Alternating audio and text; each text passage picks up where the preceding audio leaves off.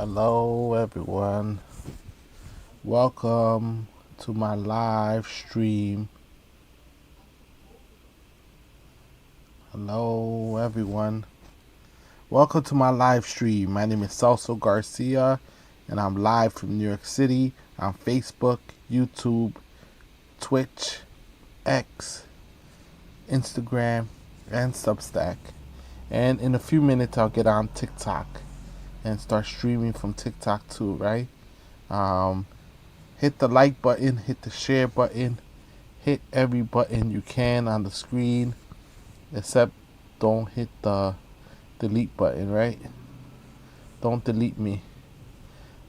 Well, happy Good Friday, everyone, to those that celebrate. And I had to research this a little bit, right? Because I heard conflicting messages about the Pentagon not hosting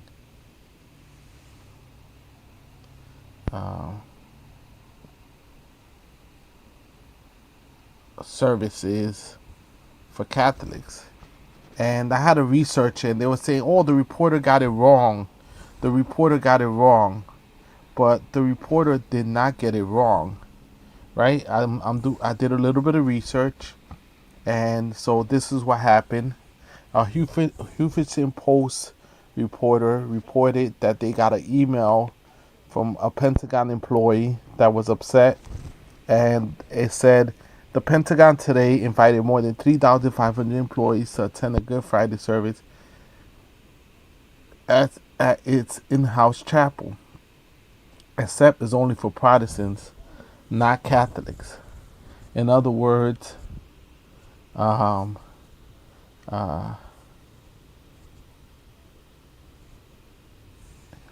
Catholics were not allowed because apparently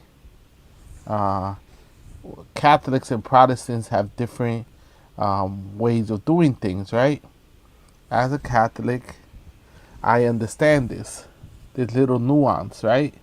That we do things a little bit different than what the Protestants, what they believe, right? So it's not a problem, right? But then what Hesek did was that he pretty much said, you know what? We're going to scrap the Catholic part of it. Anyway, Catholics and the Pope and everyone has been getting on my nerves and has been getting me upset, has been criticizing and saying that God does not protect those who pray for war, which was a quote that the Pope said publicly, and has been criticizing the Trump administration heavily. So every other year, there is a service, a Protestant service and a Catholic service. But this year, they decided to get rid of the Catholic service and only hold the Protestant service. And Hexet happens to be Protestant. So normally under the US Constitution, you can't favor one religion over another, right? Those are the normal rules that we follow to be able to not break the First Amendment, right? And respect the Constitution and also respect other people's religions.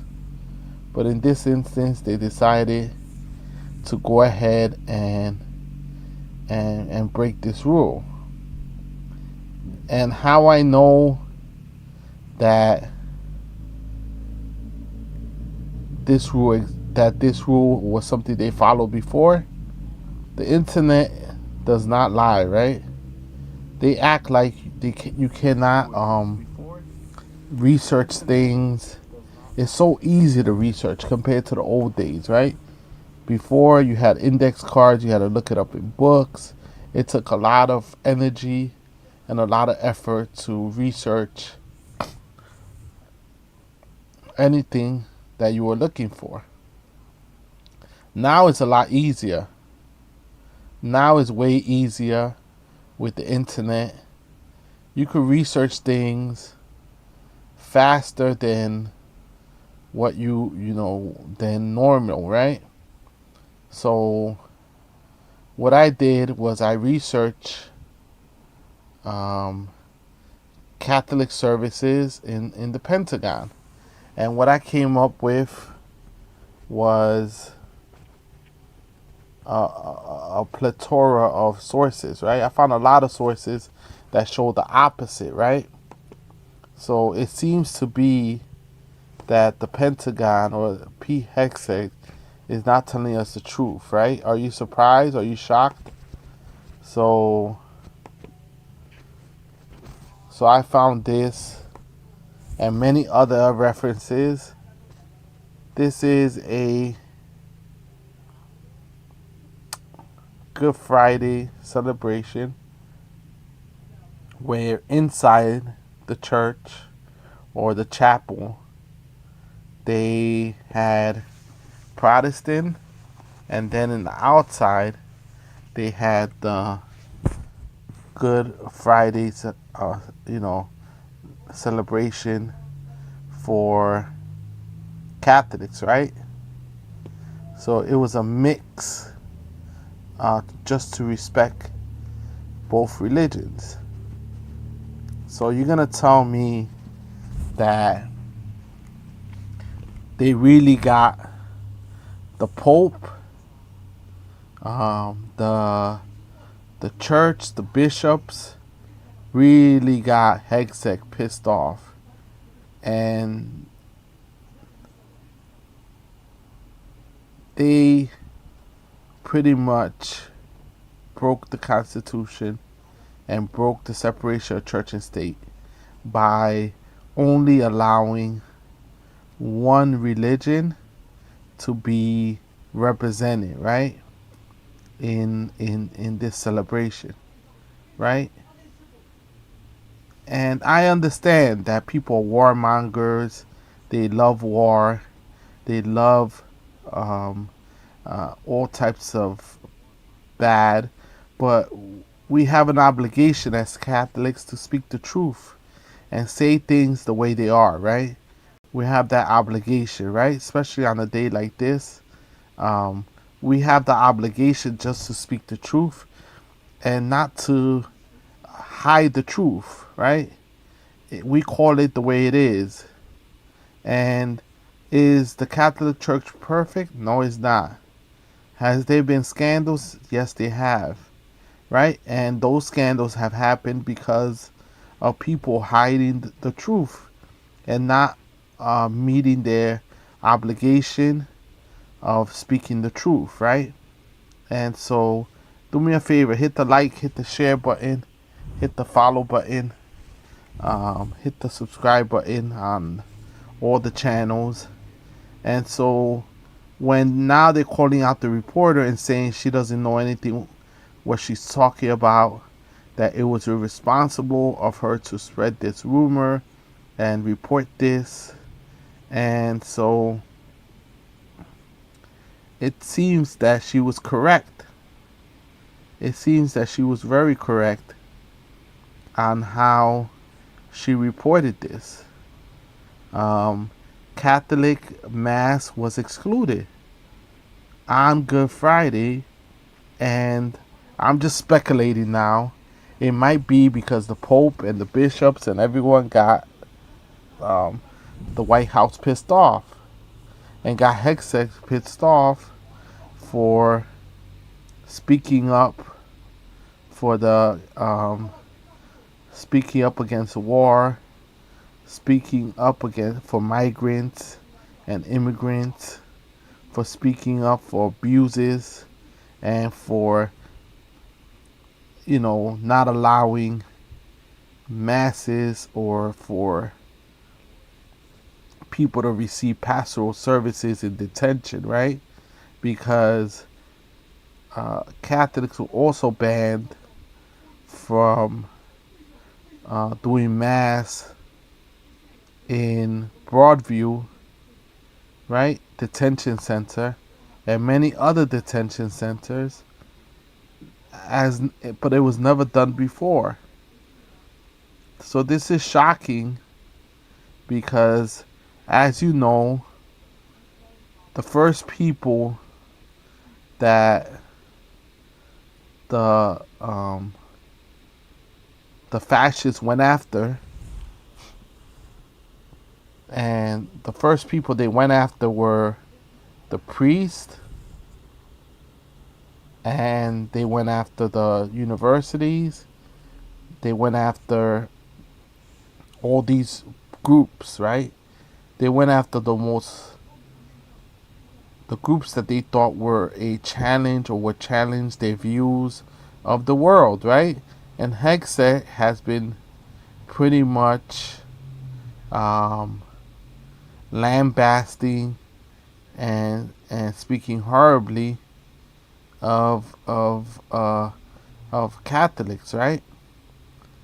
And so now this is an escalation. And even in Israel, they didn't allow a Catholic mass, and they reversed themselves um, when they didn't allow a mass, because we have coexisted for many years, right? We coexisted for many years, and without any problems, and now all of a sudden, people are not happy with anyone speaking out and speaking of the most important things, which are civil rights and freedom of expression. The First Amendment is very powerful, very important. So they need to explain themselves and apologize to the millions of Catholics in the country, and also to the millions of other people from other religions that have been getting excluded from a lot of the services, and haven't been respected, because in this country we don't favor one religion over another. We don't. Even if we don't agree with a religion, we don't favor one religion over the other religion. That's not something we do. So now Hegseth is on a rampage. He's even removed generals, and he's just straight up upset, right? So did Jennifer Branderi did the right reporting. She did the right reporting, and so the Huffington Post, right, did the right reporting. So I don't understand why people are getting upset. She did the right thing. Let's see her tweet that she did earlier today, right? And we're still waiting for a response, right? From the Pentagon, right? From Pete Hegseth, that has been doing all types of stuff. For example, he's been praying and doing prayers during a meeting of generals, or a meeting, or official meeting, which is not something that you normally do, right? It's not something you normally do, because we don't encourage one religion over another. We have so many people of so many religions that live in the United States, that work in the United States, and so they could get upset, they could get angry, but the truth and the reality are, right? The reality is that we shouldn't silence the truth, right? We should never silence the truth. And so Another thing that happened was that Pam Bondi was removed from the White House, and they told her she's like ready to um, speak, right? According to the Daily Beast, let me share it, put it on the screen for you.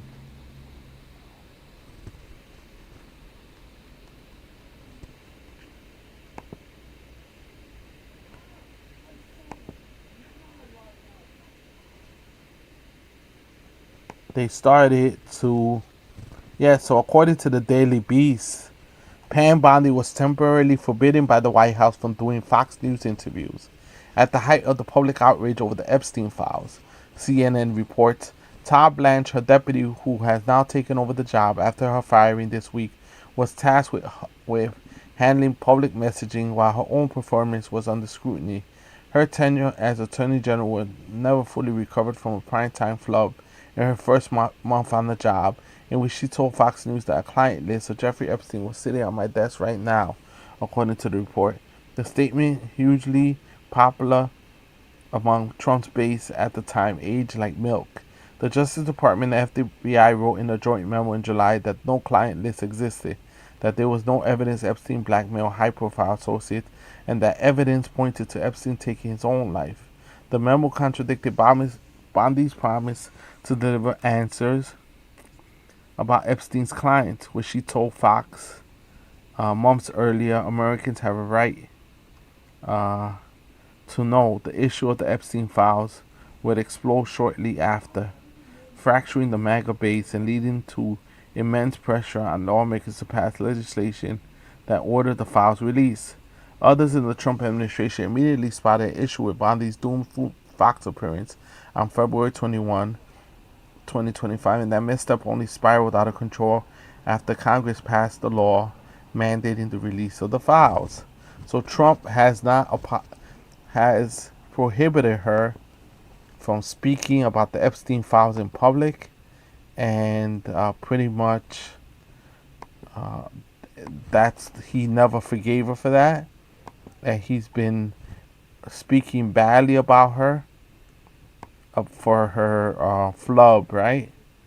Let's listen to I saw your appearance at CPAC with Ben and with Ted Cruz, and one of the things that you alluded to, and this is something Donald Trump has talked about, the DOJ may be releasing the list of Jeffrey Epstein's clients. Will that really happen? It's sitting on my desk right now to review. That's been a directive by President Trump. I'm reviewing that. I'm reviewing JFK files, MLK files. That's all in the process of being reviewed because that was done at the directive of the president from all of these agencies. So have you seen anything that you said, oh my gosh? Not yet.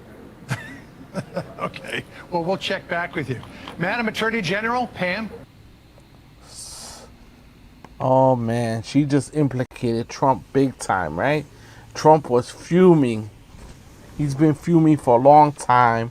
He's been upset with her, and they said that he didn't want her on television.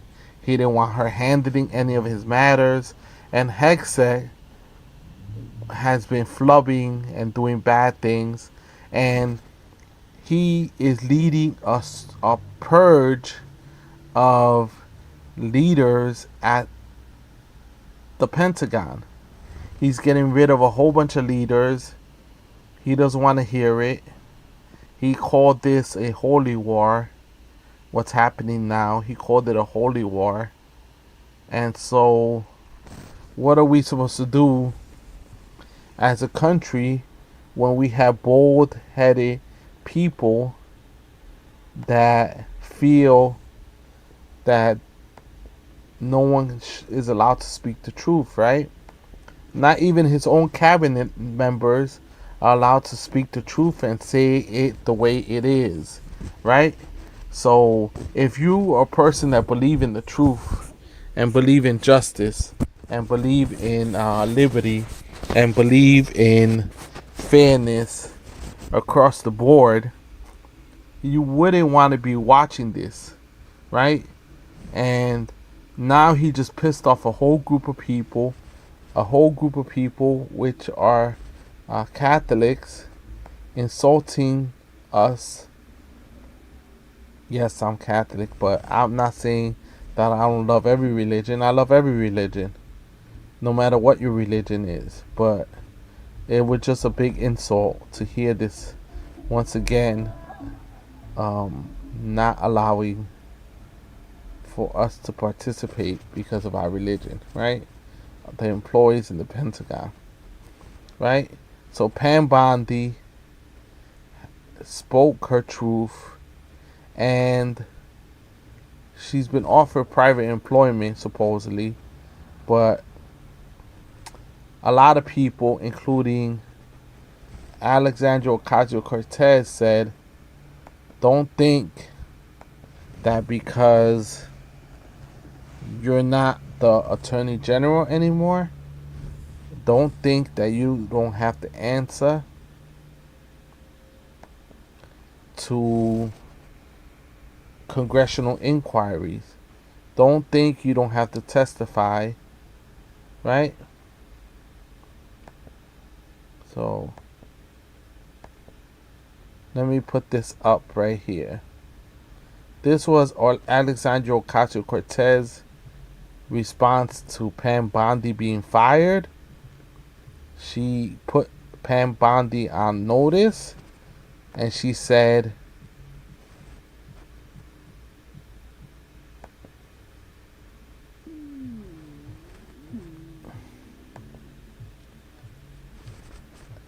Alexandria Ocasio-Cortez, possible presidential contender in 2028, right?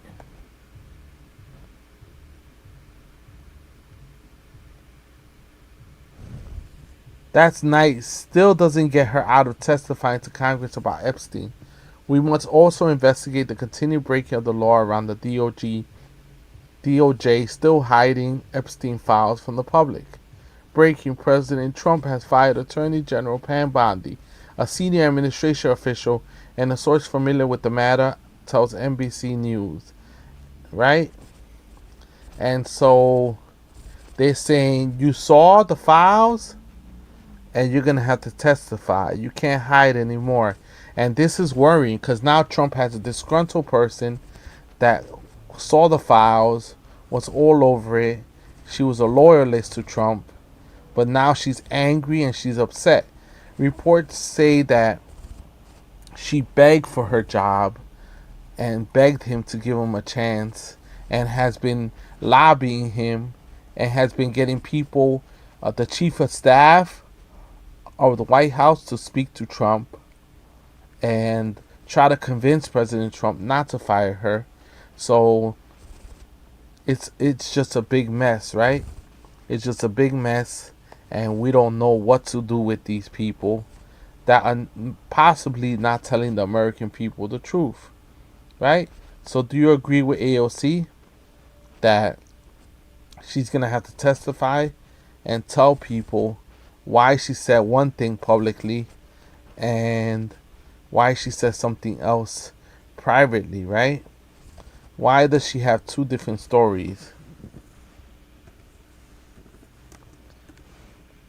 Why does she have two different stories and keep changing her story even in front of Congress, right?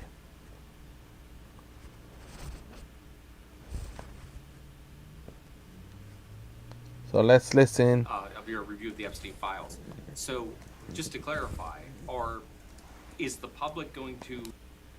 So this was the person that's handling it now and had his first press conference, and he's mishandling the Epstein files all over again. So who is Trump gonna trust? This is his top lawyer, the person that has been defending him ever since, for the last couple of years. So now who does he have if he can't handle this?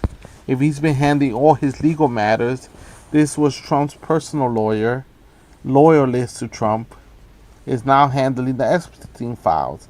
Listen to this disastrous press conference that he had um, as acting Department of Justice um, Attorney General, right? Thank you. You said this is the end of the Epstein, of your review of the Epstein files. So, just to clarify, is the public going to learn the identities of the men who abused the girls with the information that you're releasing? And if not, why not? And then I have a quick follow-up. I mean, you just baked in an assumption into your question that I have never said and I don't know to be true. Is the public going to learn about men that abuse these girls? Like, what does that mean? I mean, I don't understand what that means. Well, I mean, they're the men who abused the young women through Epstein's. Look, we said in July, and it remains as true today as it was in July. If we had information, we meaning the Department of Justice, about men who abused women, we would prosecute them, right? We talked about the work that we're doing. That's why I said that. I said this earlier. There's this built-in assumption that somehow there's this hidden tranche of information of men that we know about that we're covering up or that we're choosing not to prosecute. That is not the case. I don't know whether there are men out there that abuse these women.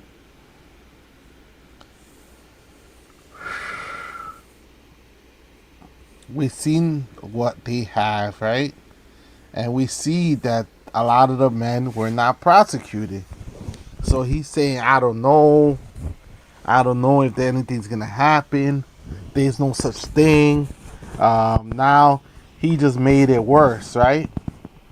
Because what Bondi was saying, now what he's saying, are two totally different stories, right? And now he's saying he doesn't know if there's any men that abuse any girls. But we've seen the files, what is been sent out, and it's not good at all, right? So now it's like we wonder, is there a problem with the truth where they don't want to let people know what the truth is, right? Where they don't want to let people know what the truth is. And this is something like they're not in touch. They're in a bubble. They're not in touch with the American people anywhere, right? They're not in touch with the American people. So I don't understand why people defend this administration so hard when they're not in touch with the average person. This was Trump speaking about how we have $2 gas and out of touch. Let me play the video, or at least a clip of it, of him being out of touch. There's another person that doesn't want to be on camera and doesn't want to be interviewed or asked questions because he's been flubbing it too. He hasn't been telling the whole truth and nothing but the truth. And very importantly, we're also bringing our coal mines roaring back to life under 4 years of the Biden administration, Sleepy Joe. Not a single permit was approved for a new coal mining project. Think of it. 4 years, not one permit. They were all being disapproved, actually. So not a single permit was approved. I didn't know that. But in 1 year of Trump, we've already approved over 70 permits for very big, very powerful mines that are going to be with us for many, many years to come. And we did that over the last 30 days. We did more than half of them because we have the system going now. It's a very reliable source, great source. If you look at some of the most prosperous places in the world, they're run on coal. Since I took office, coal production is up by nearly 4 million tons a month after falling for decades. I mean, literally decades. Coal power generation is up by nearly 15% in my first year, and that number is going to be about 25 or 30% this coming year at least. These pro-American energy policies are bringing energy prices way down. You see what's happening even with... So we're bringing coal back, everyone. Right? We're gonna bring coal back, and gas prices are $2 a gallon. Right? That doesn't disturb you. Right? That doesn't disturb you. Um, so we're gonna bring coal back, and we're gonna do all types of stuff, and we're gonna get rid of Catholic masses because they piss us off, right? So anyone that pisses us off, now we're just not gonna entertain them, right? Uh, and then I'm bashing I'm bashing the Republicans, but now I gotta bash the Democrats. What the hell is wrong with these Democrats? They're taking corporate money. They're not standing up to Trump. He's lying, not telling the American people the truth. And then we got people like this, closet Republicans, or people that don't speak the truth either, just thinking about money and thinking about the next career move. And then we got people like this. 20, 30 years, that's kind of the way things used to work. Remember Senator Lieberman not that long ago, Scoop Jackson, Moynihan, people like that. And there were areas of overlap, and then areas of ideological differences. That's the way it goes. I've described, someone asked me, who's the leader of the Democratic Party? I said, oh, that's TDS. That's Trump derangement syndrome. Our party is increasingly defined by the exact opposite of what Trump says. I said that Trump could come out with, for ice cream and lazy Sundays, we as Democrats, we would decide we have to vote that down, and that's a bad thing. Now, I always agreed I'm going to follow what I think is right. For me, every single Democrat should be fully supportive of Israel. That's the one nation in the region that has the kinds of values, and then the kinds of communities within that. Whether, like, for example, the whole Queers for Palestine people, parts of it, it's crazy. Israel, they have a democratic leader there. That's the democracy in the region. They have the kind of values that we all live in, that we want, in our country. And now more and more of them are becoming, openly hostile to Israel. And now they are making choices to vote. This is the voice of the Democrats, right? This is the ones they parading around. And even the Fox News host is squirming and squeamish about Fetterman, right? John Fetterman is talking about he's going to go independent, or he might switch parties. He might become a Republican, right? But we all know he's already a Republican, right? Because he's voting with them. He's hanging out with them. He's speaking more to them. And why can't we be more bipartisan? So you're telling me that Pete Hegseth, Donald Trump, Todd Blanche want to be bipartisan? They want to work with other parties? They really want to work with other parties? You're telling me that they really are good people? Vote against defensive things like Iron Dome, because Hezbollah or these other nations are going to fire missiles at civilians. The thing is, Hezbollah is not a nation, right? It's not a country, right? So I don't understand what he's talking about. He just, this is the best thing. This is the best that the Democrats could do. It's sad. It's sad if this is the best thing the Democrats can do, right? Everyone, hit the Facebook, hit the like, subscribe, comment below. YouTube, same thing. Subscribe, comment below, and also share. Twitch, same thing. Follow me. X, follow me, and subscribe, comment below. Instagram, same thing. Substack, same thing. TikTok, double tap the screen and like the live, right? And like the live. Every one of them has a different algorithm and has a different amount of what we can take, right? How much can we take from Democrats? How much can we take from Republicans? They all lost in the Kool-Aid. They all don't want to listen to the regular people like you and me. They're not ready to listen to us. They feel like they got everything under control and we're just roadblocks in their whole story, right?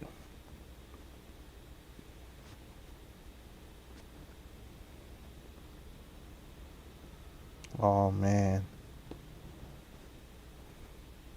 Is 40 years nonstop.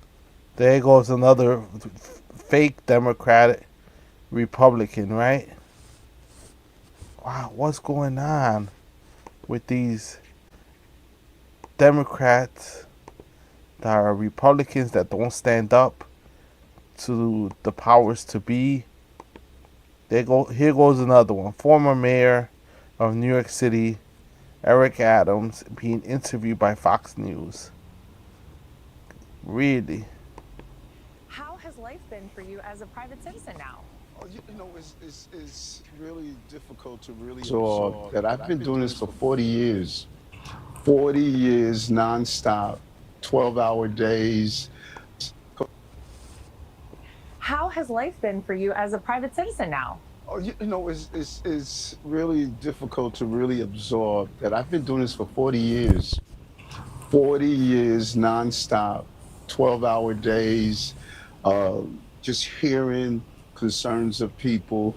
And when you wake up the day after and realize that you're not responding to a shooting, you're not responding to a crisis, and you're just able to focus on yourself, it's an unbelievable feeling. And I'm excited because of my time as mayor. I spent a lot of time inviting foreign dignitaries to the city. And now all of that has turned into some good communications and relationships. And so it's a great world out there waiting for me. There is a different mayor Yes. at Gracie Mansion right now. What are you here? How has life been for you as a private citizen now? Oh, And you know he bashes Mondani. He doesn't like the current New York City mayor that has been standing up against the establishment, that has been speaking out against the people that are in power, the people that have control over our institutions and have heavy-handed money interests, right? A heavy-handed money interest that don't want the regular people to have a voice. They don't want people like me and you to have a voice, right? They don't.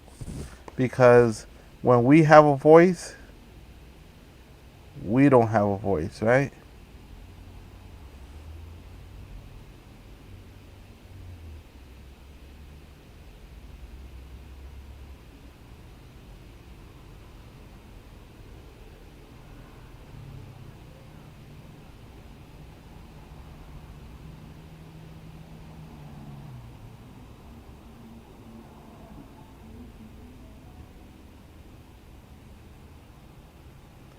So this is what they're talking about now on the left, right?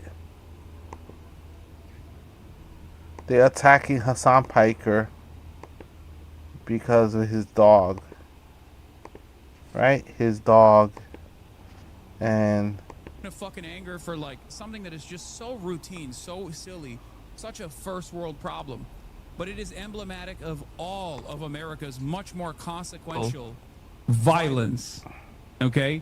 It's the same reason as to why America, Kaya, please just fucking go, just stop. Jesus Christ, what are you doing? You're being such a baby. It's just, you're making her stressed. She just literally is so incredibly spoiled from my mom.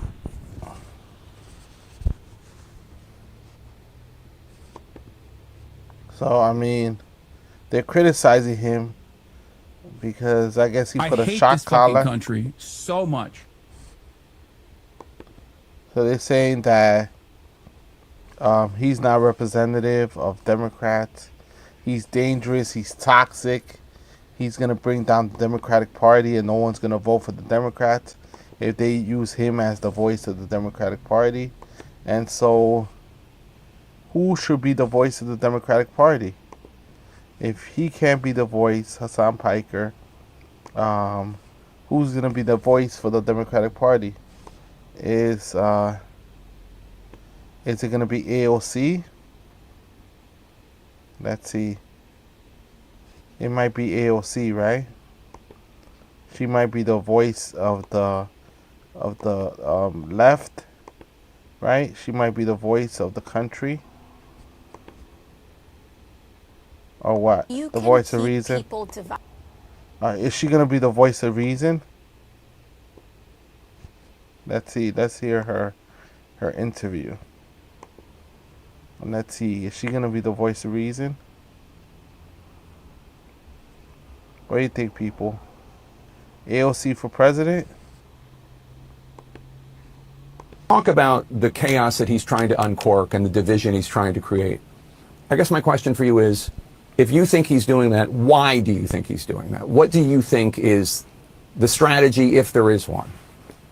Because if you can keep people divided, if you can keep the American electorate deeply divided, then you can continue to loot the economy, enrich yourself. You can continue to pass corrupt laws. I mean, it's no mistake here. It's no coincidence here that this explosion in ICE funding is also a complete giveaway to the surveillance tech companies like Palantir and many others that seek to create billion-dollar contracts and enrich themselves off of a surveillance state that attacks the American people more broadly. If you can keep the American people divided, then they can continue on their program and their agenda of funneling billions of dollars in corruption, whether it's offshore accounts, whether it's these crypto coins, whether it's jacking up tariffs and costs on the American people so that the billionaires that funded this administration and Donald Trump himself can get away with lining their own pockets. They want us divided here so that they can swindle us in every other aspect of our lives. They are trying to distract from the fact that prices have exploded, that people's health insurance is being stripped as we speak, $1 trillion out of healthcare to fund this state violence. This is what they are trying to do in dividing us because they know that they are on their back feet. The Trump administration knows that they are failing, that their support is shrinking among the American people, that people are sick of their lives getting worse and worse, and they need to create flashpoints to distract and divide us so that we don't have the power to organize to make our own lives better. That is the agenda. And this is part of a larger class war that they have incited among the 1%. So, I mean, do you think that, do you agree with AOC? Do you think she's presidential ready?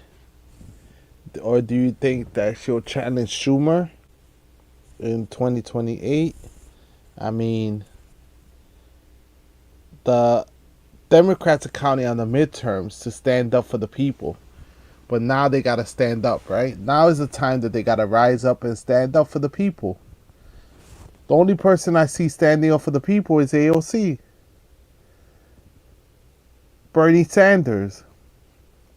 And those are the only two people I see that are speaking up as much as possible. Speaking up and not backing down. Doing all types of maneuvers. Even in Congress. Trying to hold them accountable. And not taking big money donors, right? Not folding to the powers to be, not folding to the rich, not folding to the people that make it hell for everyday working people, right? Do me a favor, everyone. Hit the like button. Hit the follow button. Let's get this algorithm going. Let's get this so our voices could be heard. The common person's voice could be heard. Not only my voice, but your voice. All of our voices could be heard. The common person's voice could be heard. Thank you for joining me. I'm Celso Garcia on Facebook, YouTube, Twitch, X, Instagram, and Substack. Thank you for joining me. Thank you for joining me. Let's finish listening to Alexandria Ocasio-Cortez. By the way, she's my congresswoman. So, just for, just so you know, right? So I might be a little biased. Maybe I think she's doing a good job. And so maybe I might be a little biased towards her. And maybe like what she's doing. What do you think about her? Do you like what she's doing? Do you like the way she's speaking out? Or just let me know your opinion, right? Of this country, not even the 1%, the 0.0001%.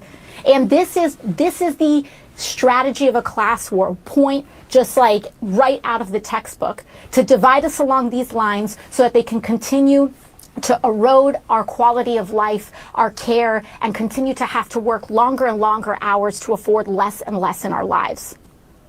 Democratic Congresswoman Alexandria Ocasio-Cortez of New York, thank you so much for your time today. We really appreciate it. Of course, thank you. So what do you Talk think? about the case. So what do you think? Is she standing up for people? Is she one of the only congressional people in the United States that's standing up to people? Her, Bernie Sanders are the ones that have been speaking out. Hakeem Jeffries, Chuck Schumer, the actual leaders of the Democratic Party are not leading. So, I mean, I agree with John Fetterman that the Democrats are not leading and they're not really representing the people. But he's also not leading and he's also not representing the people. He's taking big money interest and he's taking a lot of AIPAC money and a lot of PAC money, and then just points the finger at everyone else, that everyone else is not doing their job and everyone else is not respecting everyone else's rules, right? So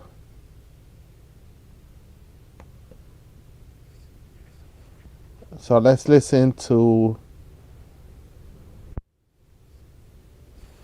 right, one more video, a few more videos.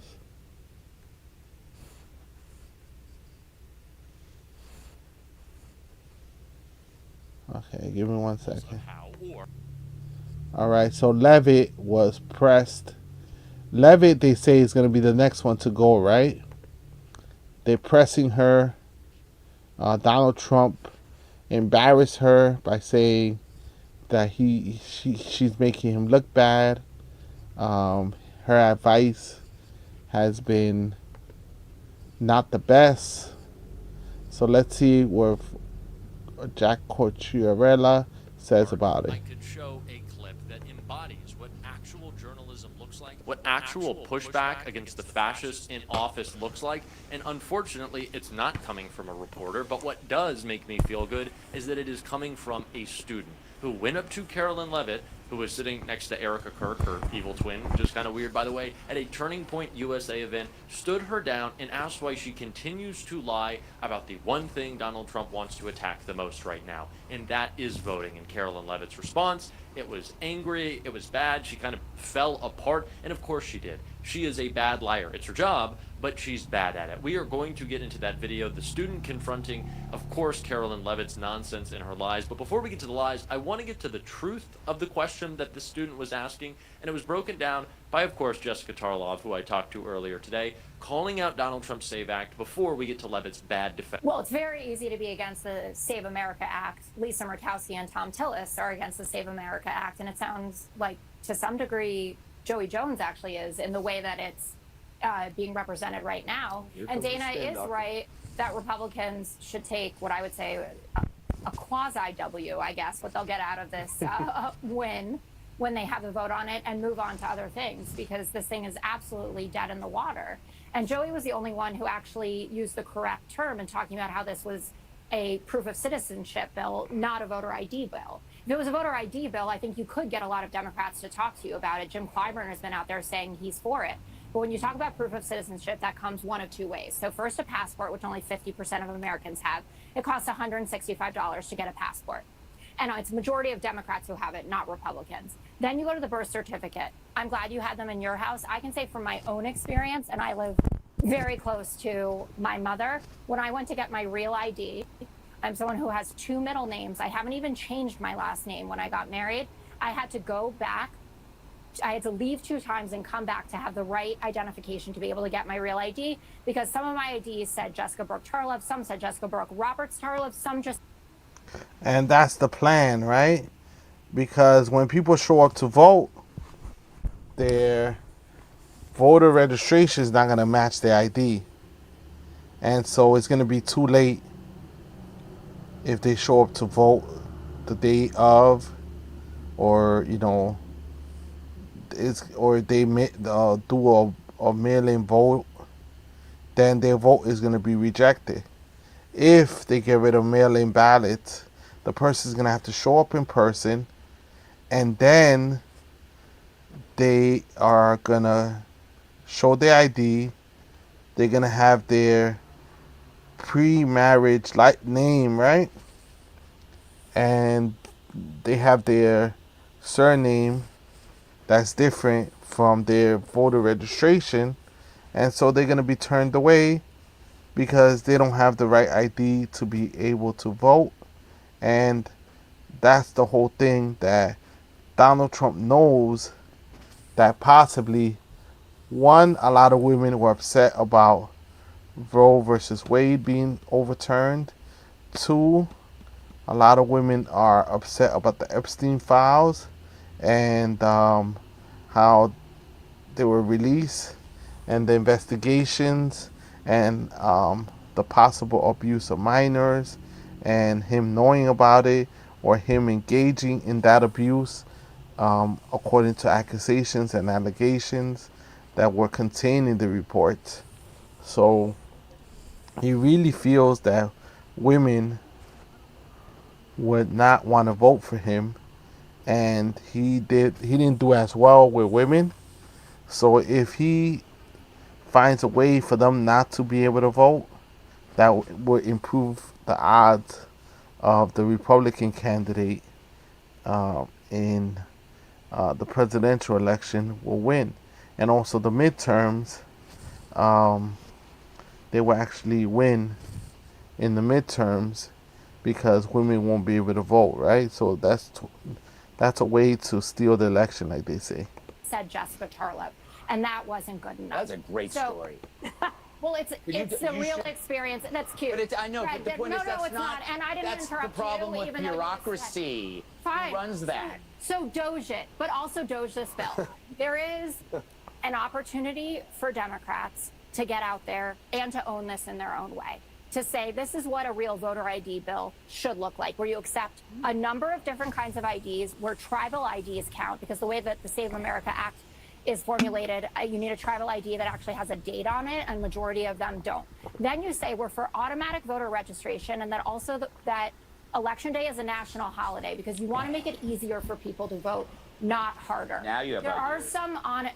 We've always had that idea. Yeah. Again, why are you interrupting me? I let you Because it's talk. fun. Because Okay. you act like I don't act like somehow I act like somebody that knows what the Save America Act actually says and what it would require and who it would disenfranchise. young people, old people, married people. It's not disenfranchising anybody. Really, if you cannot get yourself registered to vote because you don't have a passport, give everyone a That's why Republicans won't even pass it. Even though Donald Trump is pushing hard for the SAVE Act, that's why Republicans know it's toxic. They know it would discriminate against women. And they know it might backfire and get voters even more angry at the attempt of infringing on their ability to vote. Right? So that's why it hasn't been passed. $165. Go door to door. You get $165. You get $165. So they know it's toxic, right? They know that the SAVE Act is toxic. So they won't touch it with even with a stick, right? Right? Like,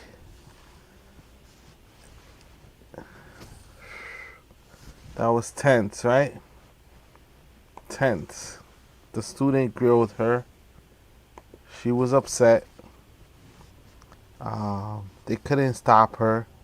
And, right?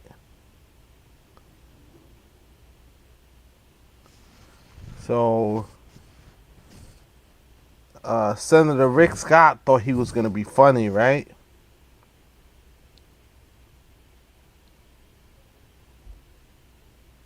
Are we seeing people? He thought he was going to be funny by taking pictures and sending it to TMZ. Hey, TMZ.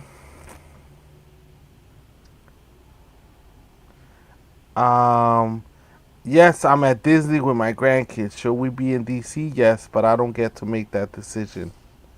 So he actually went ahead and sent TMZ pictures of him hanging out with his family in Disney. And he thought it was going to be funny. Right? He thought it was going to be funny.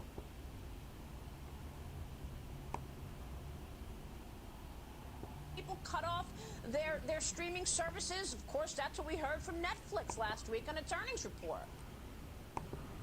Well, I haven't seen any numbers yet. I mean, I got rid of my Disney Plus. I'm not planning on going back to the park.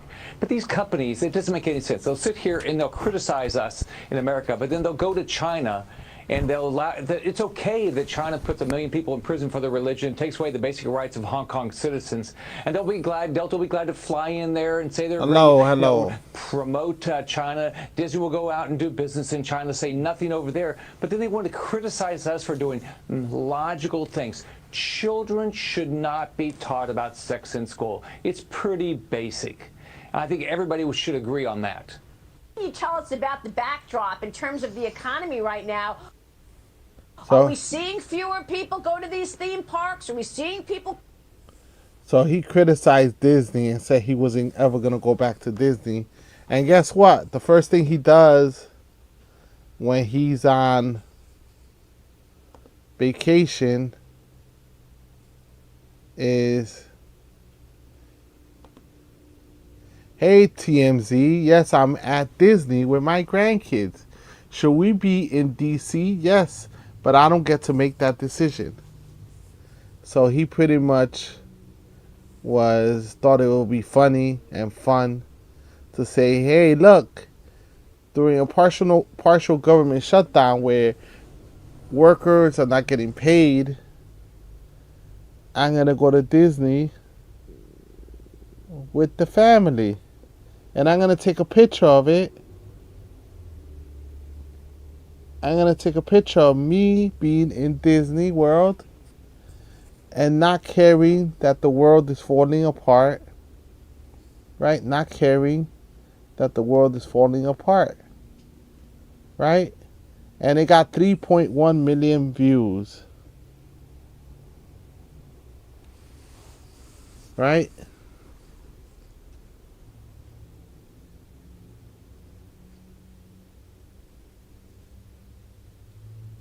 So it's a government shutdown, right?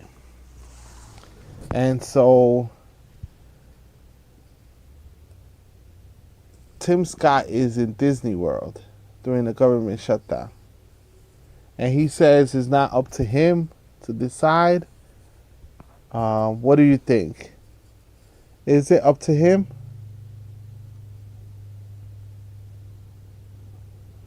Right? So they're going crazy on him.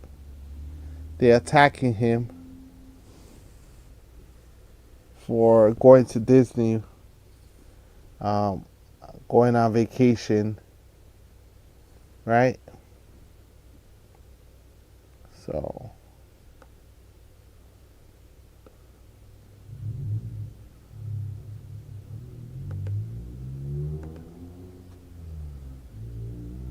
let's see.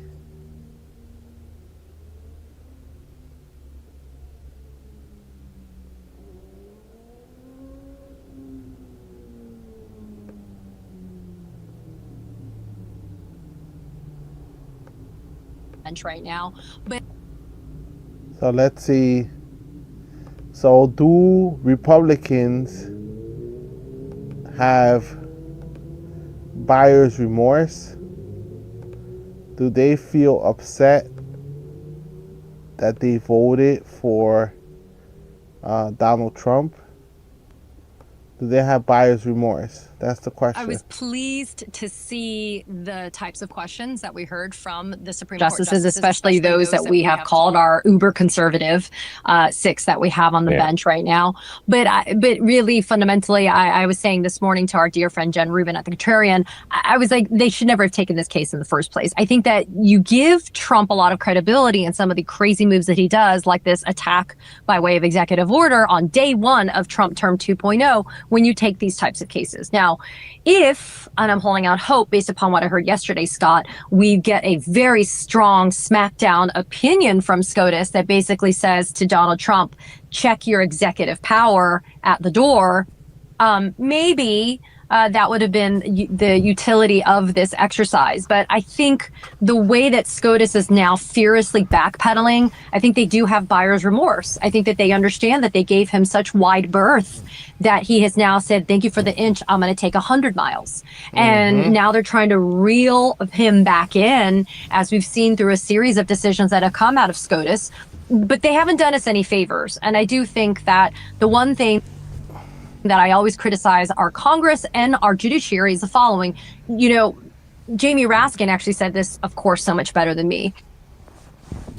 But Congressman Raskin said that it is actually a fallacy to think that there are co-equal branches of government. In fact, he says Congress is the strongest and the most powerful of them all because Congress is the branch that creates the laws that the judiciary has to abide by, right? It's not like the judiciary is making.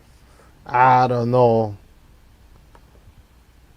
I don't think they're co-equal the way it's looking right now.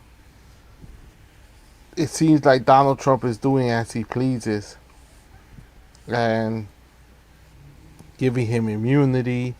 The U.S. Supreme Court pretty much has sided with Trump on a lot of cases, right? A lot of important cases where people thought it wasn't ever possible for this to happen, right?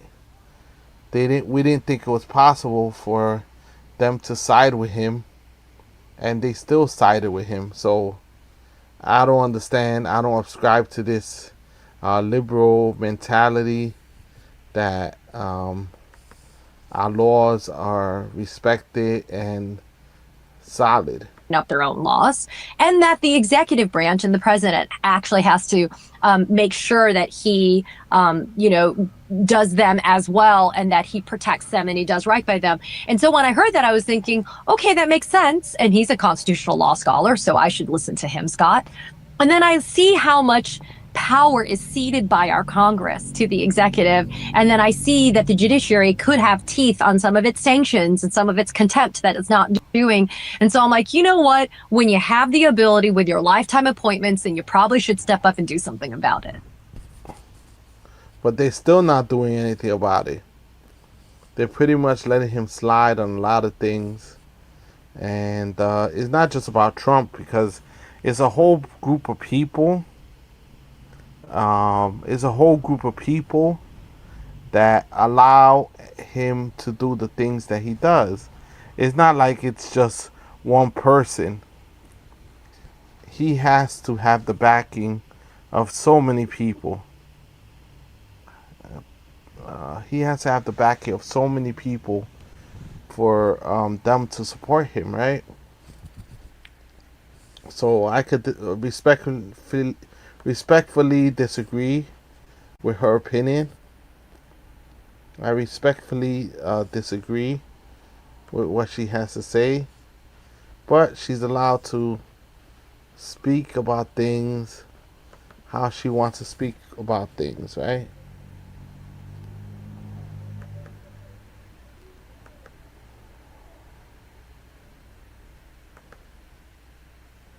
So let's listen.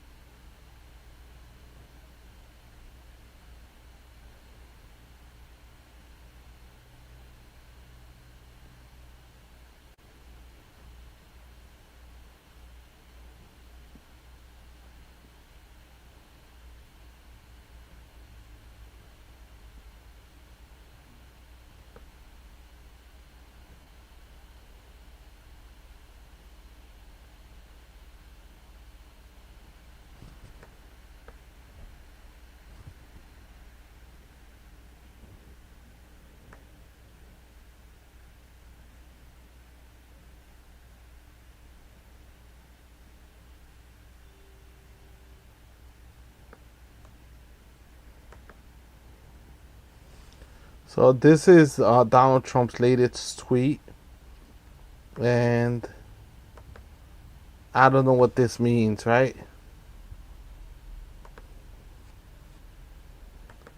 He said, "Remember when I gave Iran 10 days to make a deal or open up the Hormuz Strait? Time is running out. 48 hours before all hell will rain down on them. Glory be to God." President Donald J. Trump. I know a lot of you saw that. And so I started out the whole broadcast with the Good Friday and how the Pentagon was not allowing interfaith services with the Catholic members of the Pentagon. So this was what Donald Trump tweeted yesterday in the morning, because it's the 4th, which was this morning.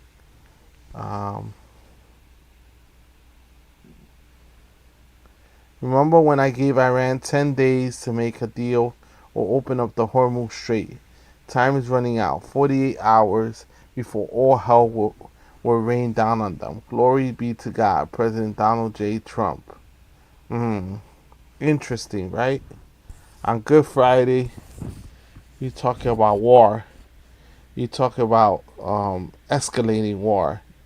And I see right now, breaking news, the second pilot has been rescued that was downed in Iran. How do I get started? How do I get started on this topic? He's talking about total destruction, and I don't know what to think or what to expect from this. This is scary to see this. And what will Donald Trump do? That's my question. What would Donald Trump do? Do you trust him with having so many triggers in his hand, right? Do you trust him that much to do the right thing? Hit the like button, hit the share button, write your comments below. Do you trust Donald Trump at war? Do you trust him with a nuclear weapon? Do you trust that he'll make the right decision? Because he's been saying the war's going to end, the war's going to end. And every time we turn around, there's an escalation. There's more soldiers being sent. We're ramping up in the area. We have more helicopters. We have tankers heading there. So, I mean, I don't know if I could trust it. He's saying he's gonna de-escalate, and every time we look, he's escalating it more and more and more. Right? So, do you trust him to negotiate in good faith and just avoid mass casualties? Right? Avoid mass casualties. That's what the whole point of it is. Right?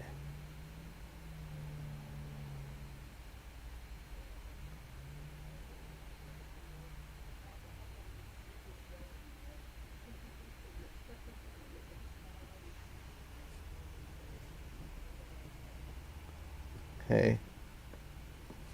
So, thank you all for watching. There were so many of you today. I really do appreciate you. We could keep talking trash. What do you think, everyone? Should we keep going, keep talking trash? Or should I just quit while I'm ahead, right? Should I quit while I'm ahead? Or we could still keep talking about the politics, right? Okay. Let's talk a little bit more about politics. You know what?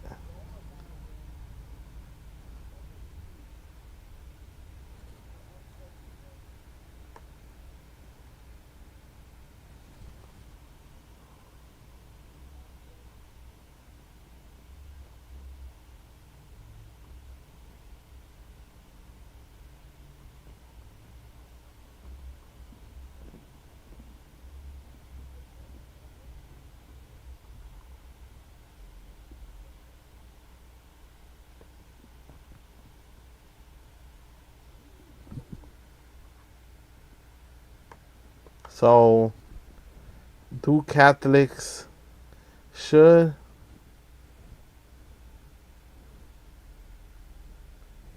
Catholics be upset? This is a video that some people have gotten really upset about, right?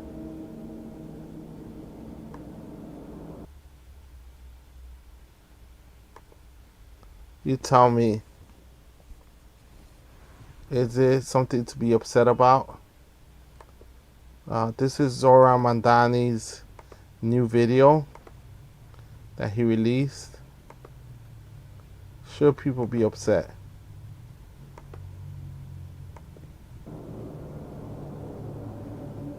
The searing heat of collectivism? Not quite. The humidity of collectivism? It's a little closer.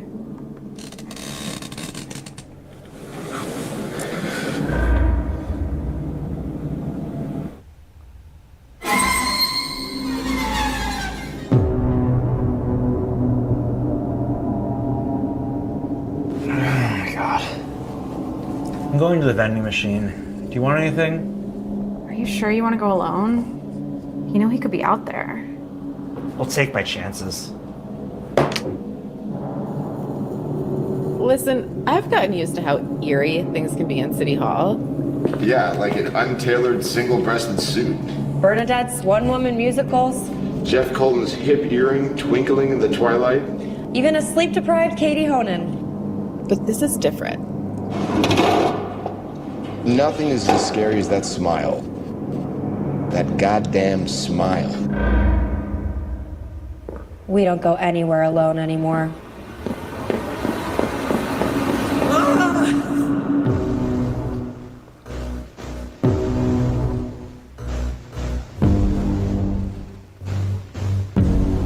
Sorry, one second. Okay, what's this you want to talk about? My smile? Some people say it can be a bit creepy. Listen, I know people are nervous about me because I'm young, I'm a socialist, I want to govern differently. If the worst thing they can say about me is that I smile too much, then I must be doing something right. Yeah, but this is more than smiling too much. This is... What happened?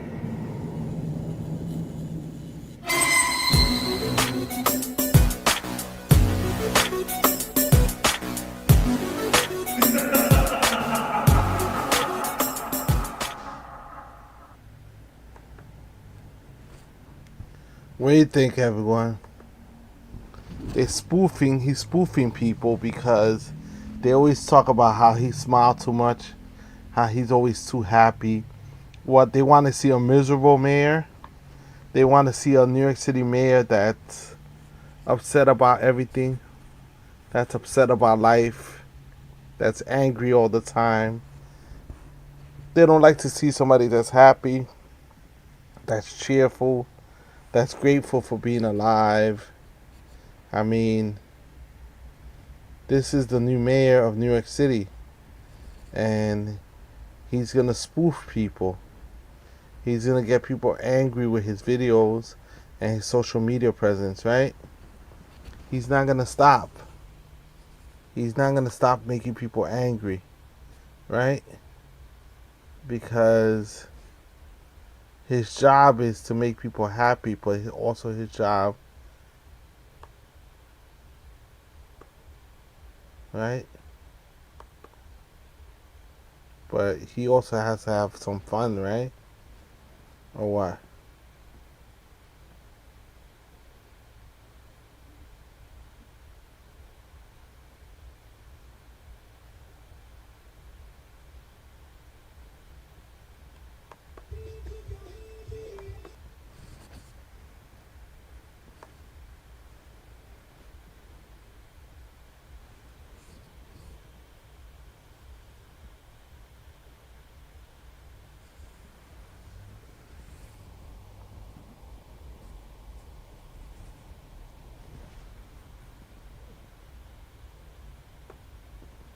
So President Trump for being bold and unwavering.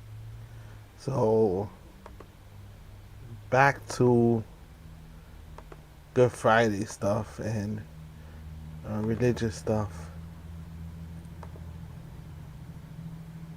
This was Fox News' response. With this faith, many people don't know like you do, and say hello to Eric and everyone in the family about the upbringing of President Trump, that he went to sometimes 3 times a week to, he said it depended on the teacher, to Saturday school, Sunday school, church. It was at Norman Vincent Peale's. Church was a big part of his life, of course. Oh, Laura, as you said, this is probably my favorite subject to talk about. First off, to give honor to God and to President Trump for being bold and unwavering with his faith. Many people don't know like you do, and say hello to Eric and everyone in the family about the upbringing of President Trump. So she was speaking about how she was praying over him and saying that Jesus is going to protect him and that he is, like, he made it seem like he's the chosen one. Right. Trump, that he went to sometimes 3 times a week to, he said it depended on the teacher, to Saturday school, Sunday school, church. It was at Norman Vincent Peale's. Church was a big part of his life, of course. Oh, Laura, as you said, this is probably my favorite subject to talk about. Wow. She's brown-nosing the president. He loves it when people brown-nose him, right? He loves it when they brown-nose him, when they speak so good about him. This is like, that's probably his favorite subject. Brown-nose me?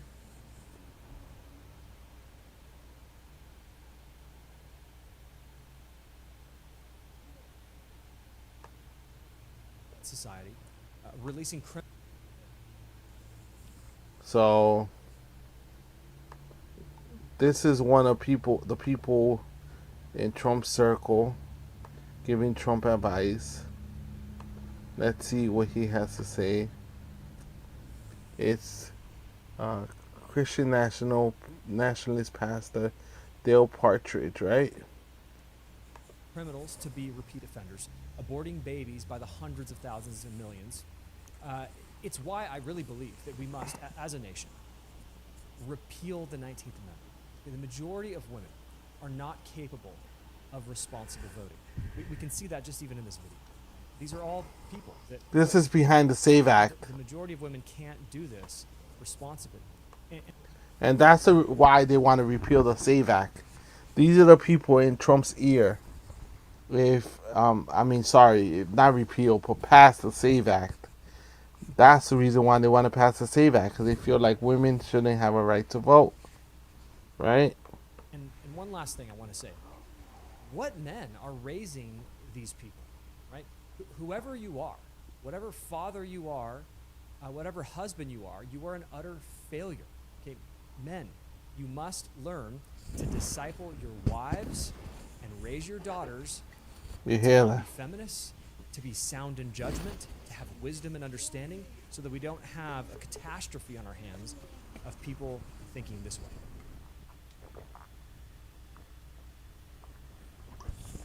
You hear that, everyone? You hear that? And that's why they want to pass the SAVE Act, because people like that are in his ear. Let's listen to it one more time. People like this are in his ear. Christian nationalists are in Donald Trump's ear. At least one of America's biggest threats is white liberal women, because they are the ones literally opening up the door of immigration, passing laws that degenerate society, releasing criminals to be repeat offenders, aborting babies by the hundreds of thousands and millions. It's why I really believe that we must, as a nation, repeal the 19th Amendment.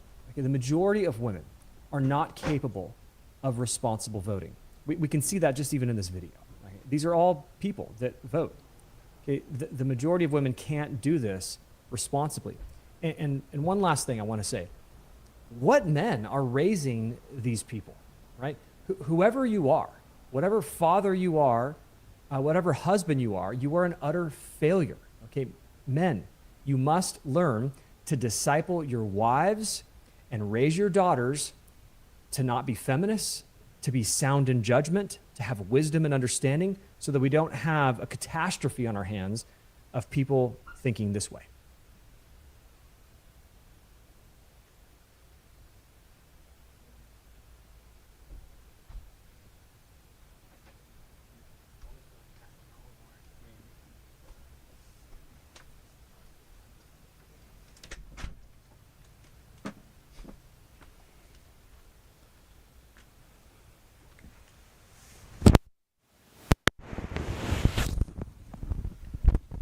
So you like the way he speaks? That's why they want to pass the SAVE Act. This is a way to disenfranchise women. They feel like the 19th Amendment should have never been passed. Why are women allowed to vote? They should be in the kitchen barefoot cooking. And how dare them want to get involved in politics? Right? So these are the people advising Donald Trump and telling him that maybe he shouldn't have put so many women in power or advising him, and that's going to be his downfall. The weakness, the weakest link, right, in his administration. So a lot of people are claiming that there's misogyny in his administration, that the women are not taken seriously in his administration, right? And people like this are the ones that are advising Donald Trump right now. These are the people advising him, and they're giving him bad advice, right? They're giving him bad advice because obviously whatever they're telling him is not the right advice. It's not really going to help anyone other than himself. And so a lot of people feel burned by the administration, and him promising $2 gas.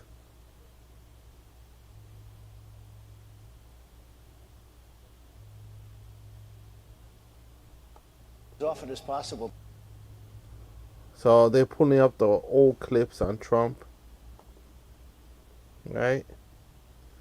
They're hitting up his old clips of his temp for church, right?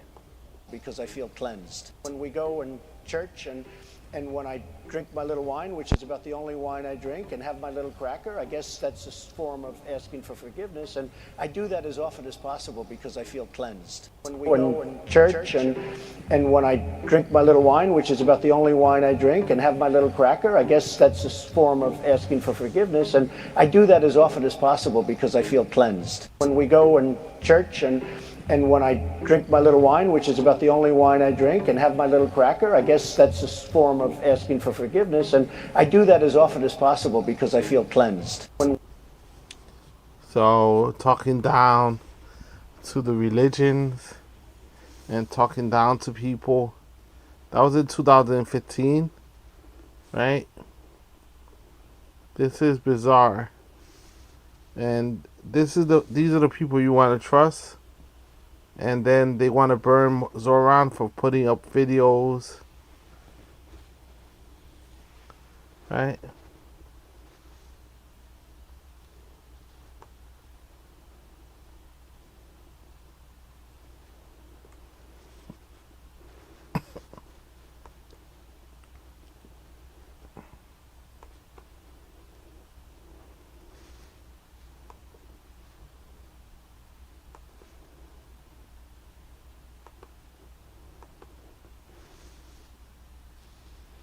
So a new poll came out.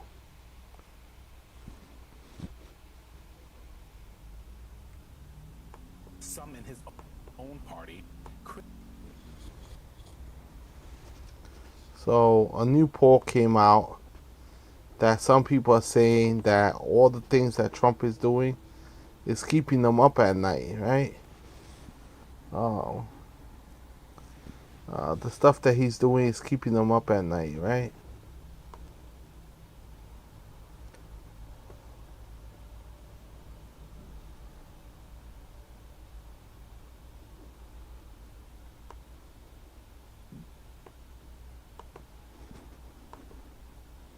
So the new polling,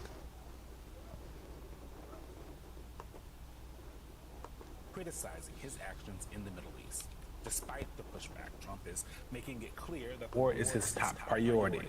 Not the economy, not your gas prices, and certainly not some of the things that are critically important to millions of you at home. This week, in a now deleted video from the White House YouTube page, Trump had this to say on childcare costs, Medicare and Medicaid. I said to Russell, don't send any money for daycare because the United States can't take care of daycare. That has to be up to a state. We're fighting wars. We can't take care of daycare, Medicaid, Medicare, all these individual things. They can do it on a state basis. You can't do it on a federal. We have to take care of one thing, military protection. Joining us now, Maria Teresa Kumar, MS Now contributor and president and CEO of Voto Latino, and Eddie Glaude, MS Now political analyst and professor at Princeton University. Oof. Let's see what they got to say about this. How you justify this? Maria Teresa, I want to start with you because for my entire life, maybe your entire life, but Donald Trump has been... I like the way you added... Yeah, I'm like,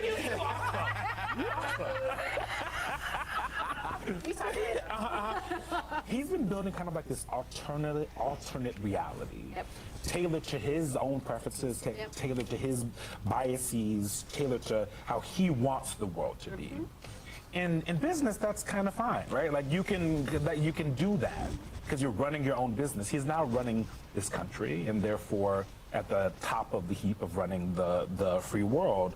But he's imposing that reality, a false reality, something that's not real, on everybody else. And that is the through line between Iran, the DOJ, and who's going to be next. Slavery and broadness. He will still try to impose that same reality. Well, I think, first of all, one of the things that what struck me is that on April Fool's, he 3,000 years ago, the God we're winning the war. Like, really? And it speaks to that two realities. Of Abraham, he also did this 3,000 years ago, the God.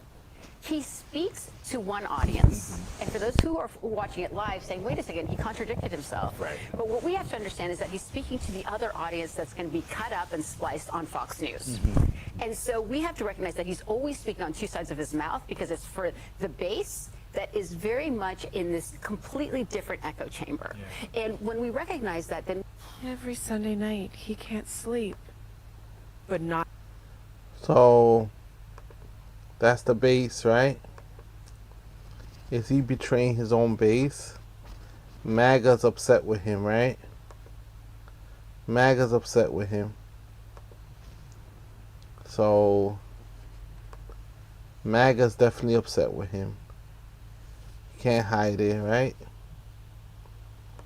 So how does he make it better? By giving these type of speeches.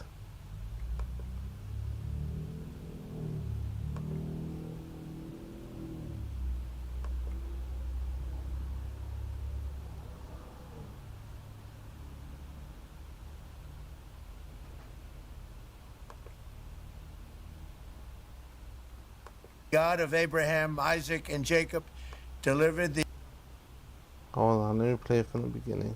ancient Israelites out of slavery and brought them into the promised land.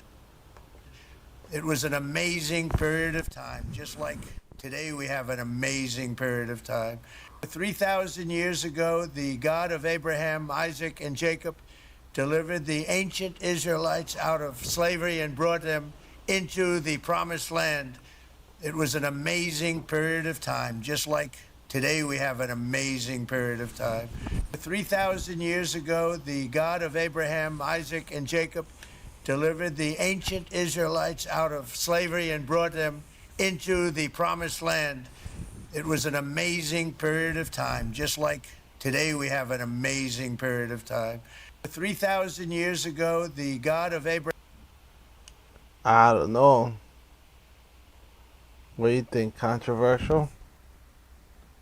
The God of Abraham? He's supposed to represent every religion. Can't just represent some religions, right?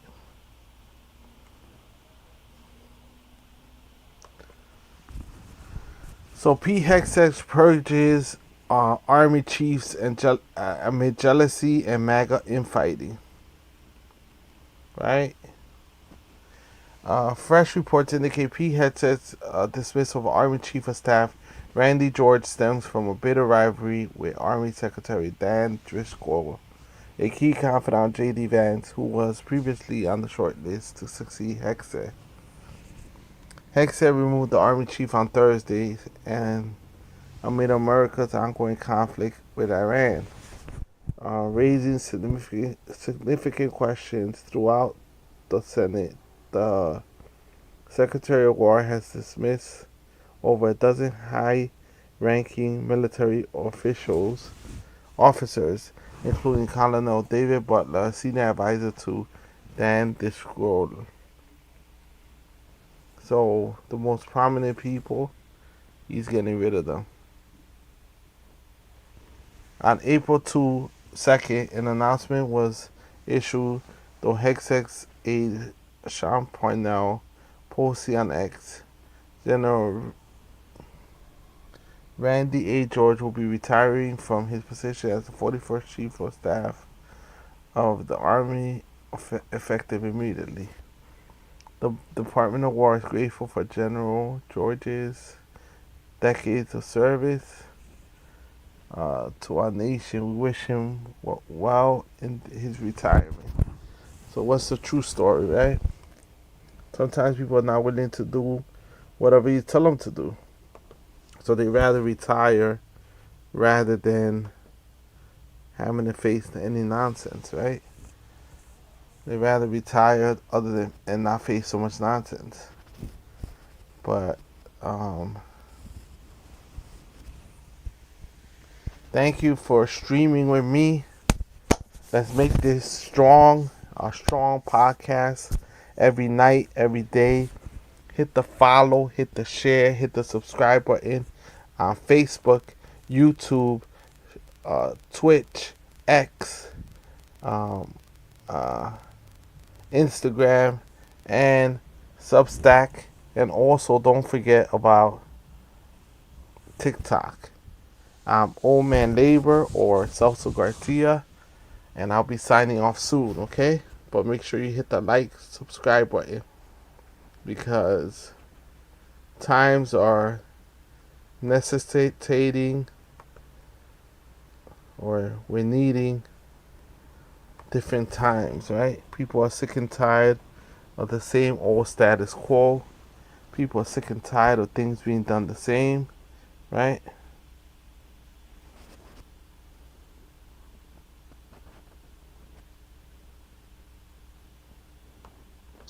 Who they view all of us out here as this.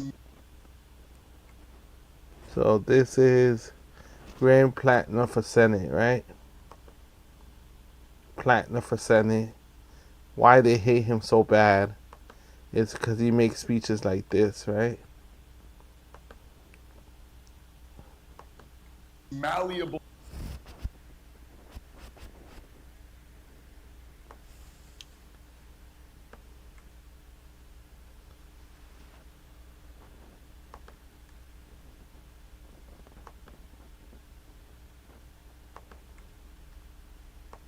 Mass.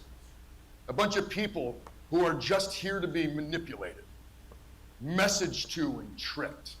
What they do not understand is all of us see exactly what is going on. We are not idiots.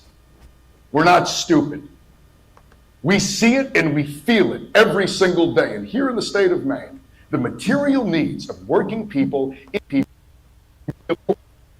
there's an element of this whole American political apparatus that I've sadly had to deal with firsthand for the past 8 months.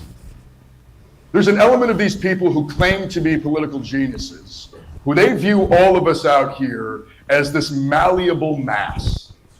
A bunch of people who are just here to be manipulated, messaged to, and tricked.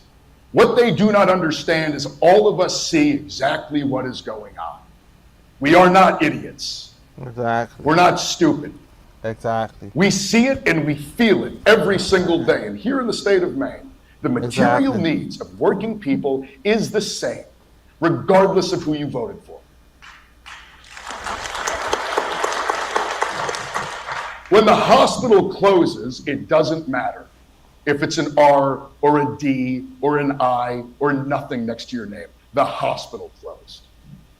If your family members can't afford a house, can't afford to live here, have to leave the state, have to move to Portland, if you lose youth in your community because nobody can figure out how to make ends meet, it doesn't matter who you voted for in 2024.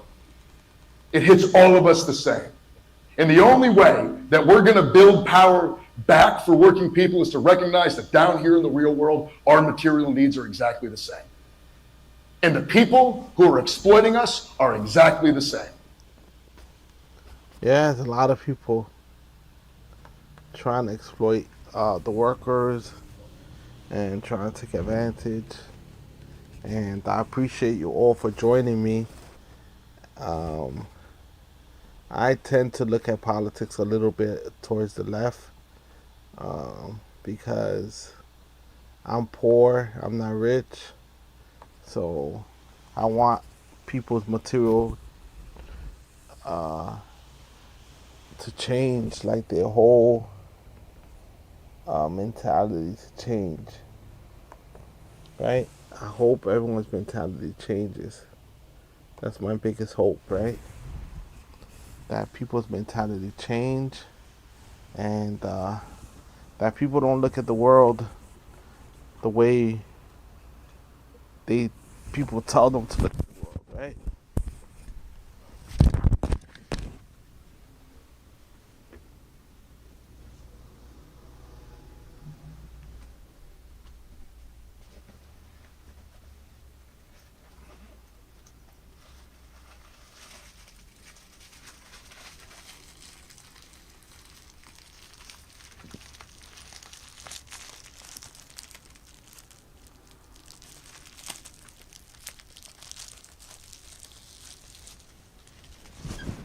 So So there's a lot of people that never thought they would run for office and have gotten so frustrated with the system and the way the things are going that just decided to get involved, right? Decided to get involved in the whole process. Let me see. And this is a story that's breaking, right? People want to have hope in their leaders, right? Pete Hegseth purges Army chiefs amid jealousy and MAGA infighting, right? MAGA infighting. It's getting worse. Fresh reports indicate that Pete Hegseth's dismissal of Army Chief of Staff Randy George stems from a bitter rivalry with Army Secretary Dan Dishgrove, a key confidant of J.D. Vance, who was previously on the short list to succeed Hegseth. Right?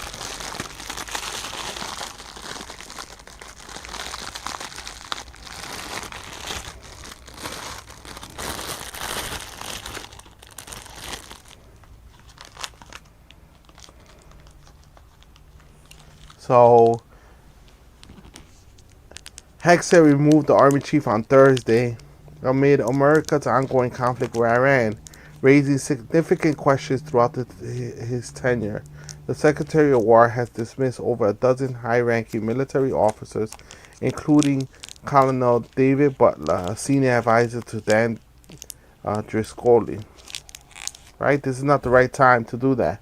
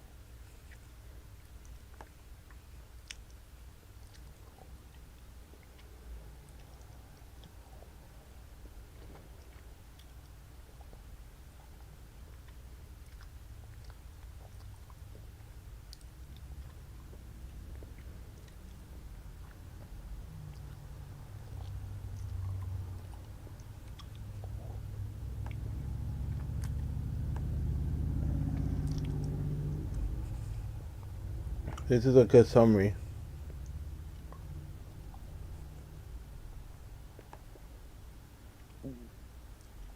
World Economic Forum, the rules-based order that we have, or question mark, do we have?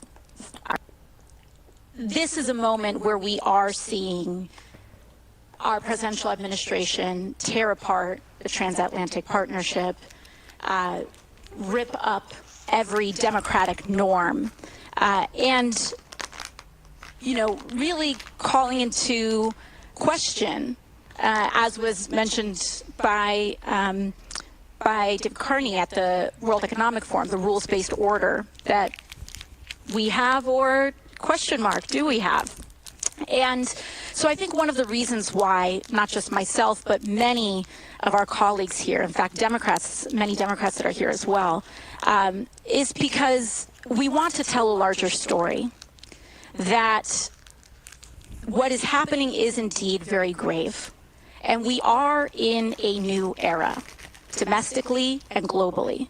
There have been many leaders who said we will go back, and I think we have to recognize that we are in a new day and in a new time. But that does not mean that the majority of Americans are ready to walk away from a rules-based order, and that we're ready to walk away from our commitment to democracy. I think what we identify is that in a rules-based order, Hypocrisy is vulnerability. And so I think what we are seeking is a return to a rules-based order that eliminates the hypocrisies around when too often in the West we look the other way for inconvenient populations. And that's a reality, right? We forget that not everyone's protected. Not everyone has the same status. Not everyone has the same access to resources and money. There's whole groups of populations that are just forgotten, right? Whole groups of populations that are just forgotten that we exist, right? To act out these paradoxes, whether it is, kidnapping a foreign head of state, whether it is threatening our allies to colonize Greenland, whether it is looking the other way in a genocide. Hypocrisies are vulnerabilities, and they threaten democracies globally. And so I think many of us are here to say we are here and we are ready for the next chapter, not to have the world turn to isolation, but to deepen our partnership on greater and increased commitment to integrity to our values. And this was before the Iran war. She gave this speech in Munich. That's why there's rumors that she's going to run for president. Right?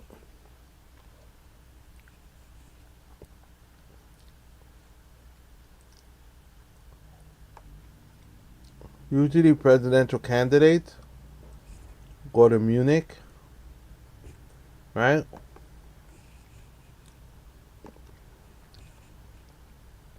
That's a testing ground.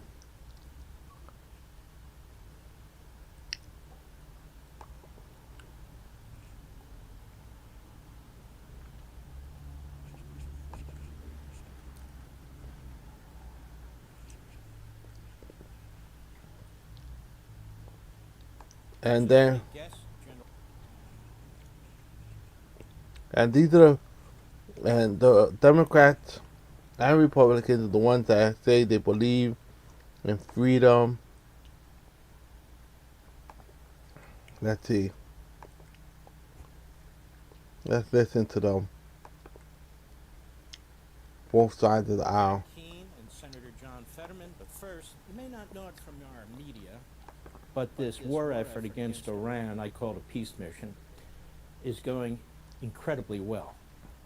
By any measure, by any historical context, it's going incredibly well. I thought the president's speech last week was... This guy's delusional. Going well. He has to be delusional. See the contrast between AOC and people like this? Perfect. Right on. And he talked about 2 or 3 more weeks. He's not going to be pushed into some kind of a quick action one way or another. He's very prudential about what's taking place. Lots of stuff's being leaked to the media. Lots of things being pushed out there. But he's focused, and in my view, he's following a steady course. But I wanted to talk about a few things with you related to this. The opponents of our military action against Iran have thrown several arguments against the wall, hoping some or all of it will stick. And virtually all of their arguments are reckless, deceitful, and or absurd. But they can do this because they're arguing in the abstract. What do I mean? That is, they can say this wasn't necessary, or we had time, or there's no evidence of certain missile capabilities, or it's not imminent, or whatever they want to say. Because nothing they say requires anything tangible or provable. It's an assertion that can't be measured. Now, what am I talking about? If we had attacked al-Qaeda in Afghanistan or in Saudi Arabia before 9/11 and prevented the slaughter of nearly 3,000 of our fellow Americans, which of course we could not know in advance that we would have 3,000 of our fellow Americans slaughtered,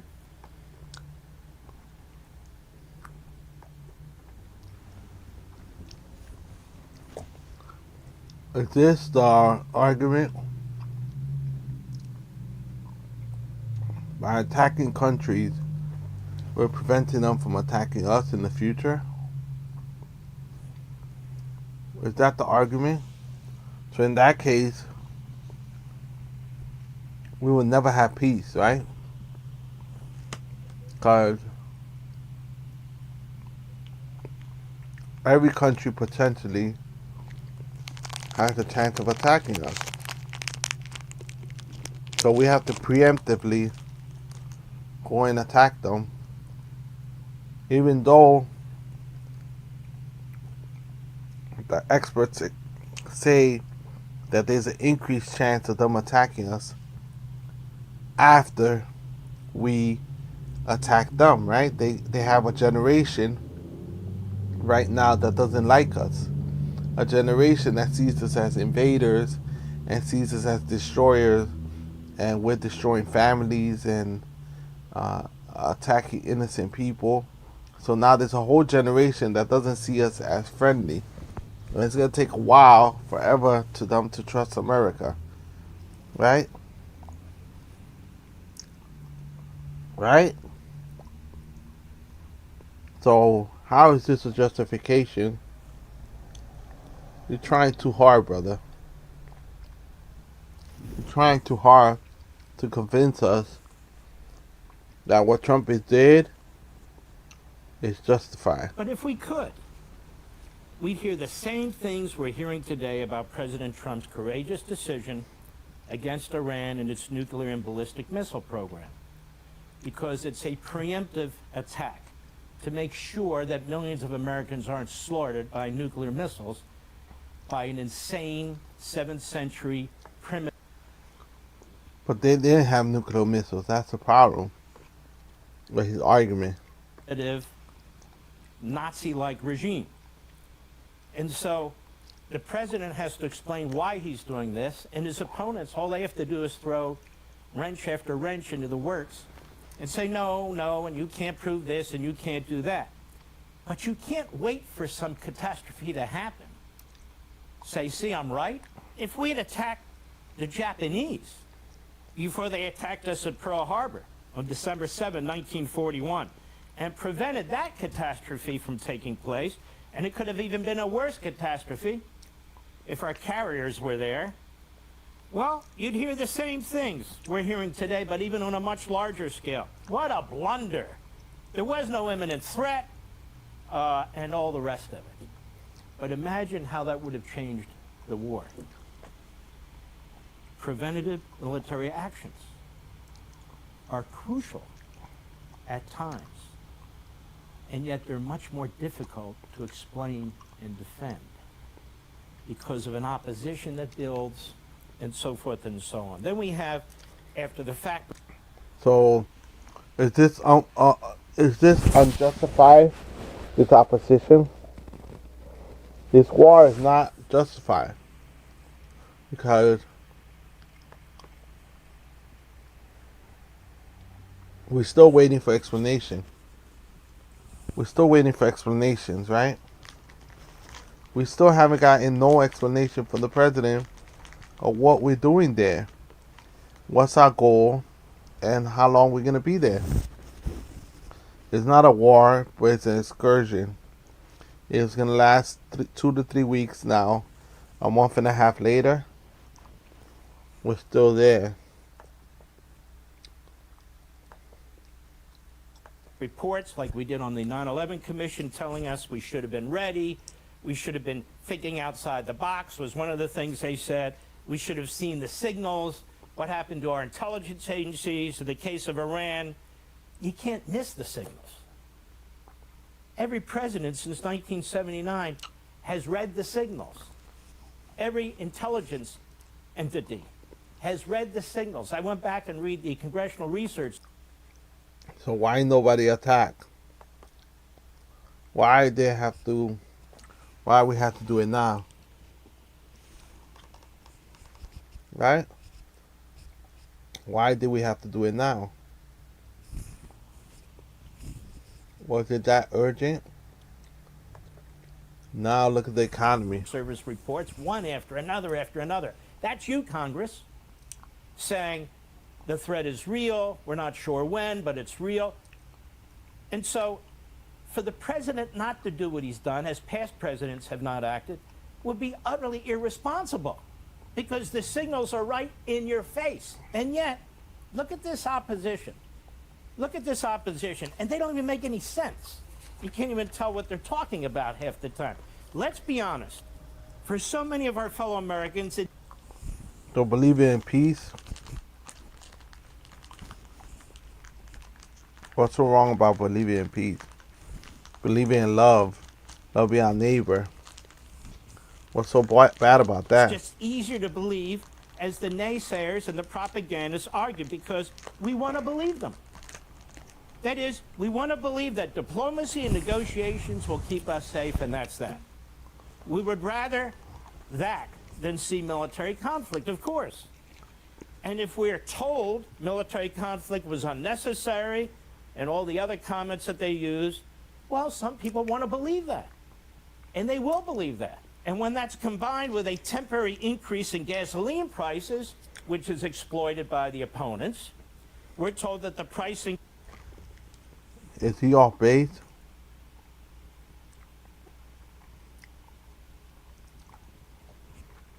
It's just a minor inconvenience, people. Your electricity going up is a minor inconvenience. Even though they say it's going to last months, maybe years, where prices will go down. Increases are absolutely unnecessary. What do you think? Is that true? Will the prices go down?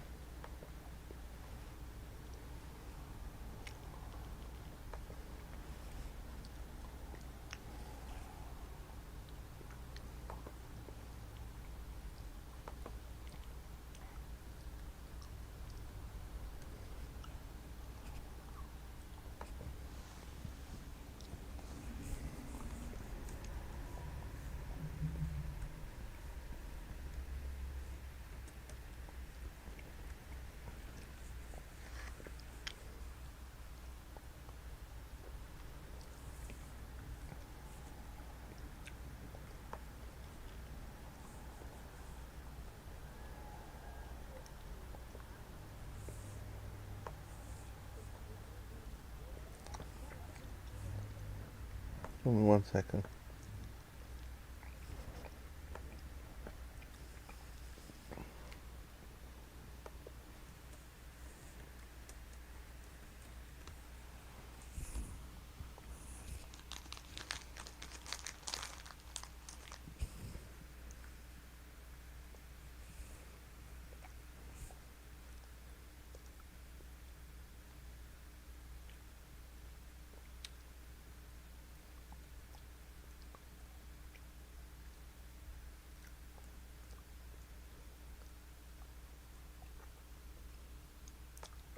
And his family are not patriots who love the country. They're people who have used the country to...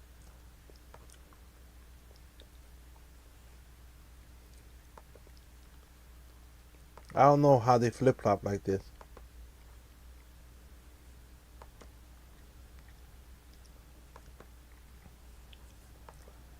I know he wasn't a fan of Biden.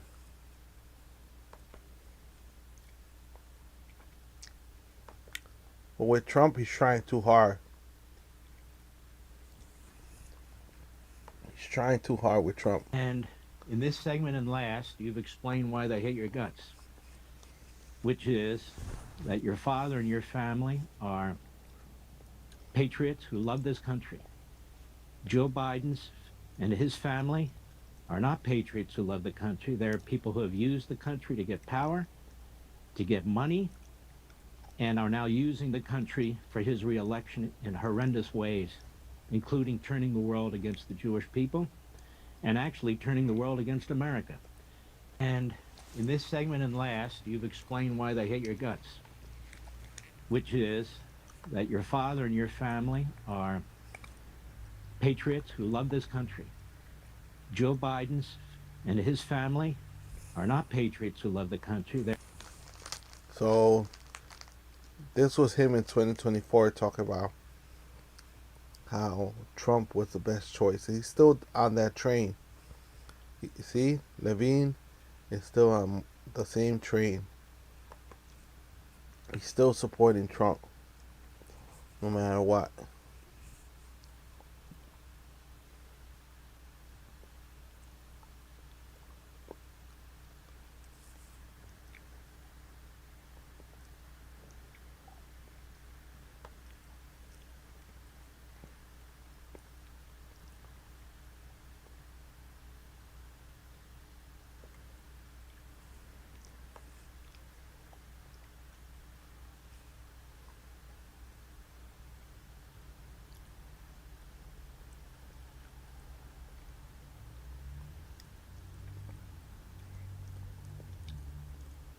Okay.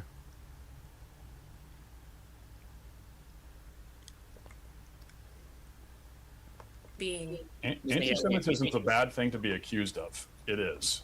and first thing, and that's the So now they're attacking Analia Mejia. They're saying that she's out of touch. Let's see. Let's see what they're saying about her.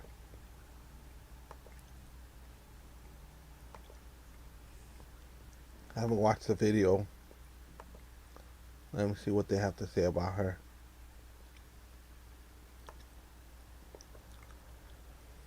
And if that's the worst thing that I could be accused of, then I will stand with it because I believe we have to fight for the freedom and justice of every human being. Anti-Semitism is a bad thing to be accused of. It is.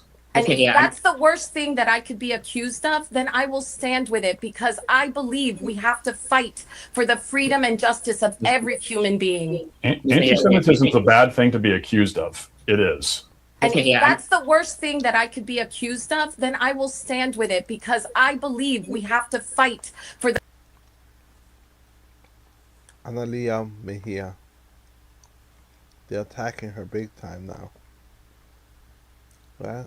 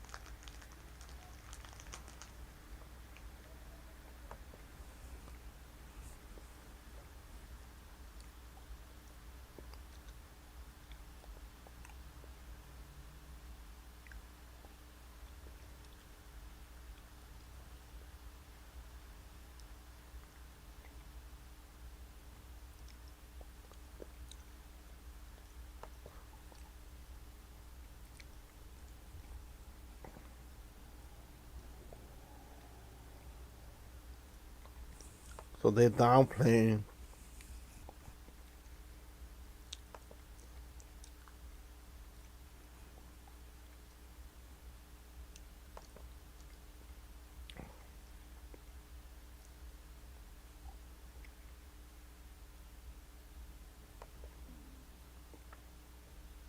let's listen to this person.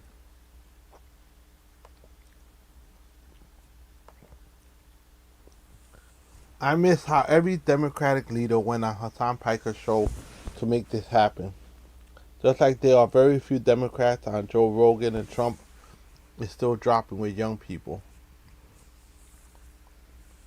The truth is, no podcaster controls whole blocks of voters. This debate has become divorced from reality. Trump's approval between the ages 18 and 34 only 20% approve, 80% disapprove of his job.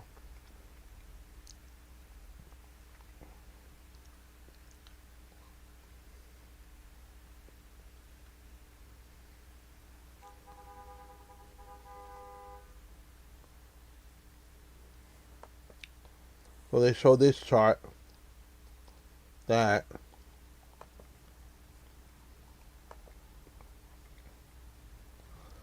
the polls are showing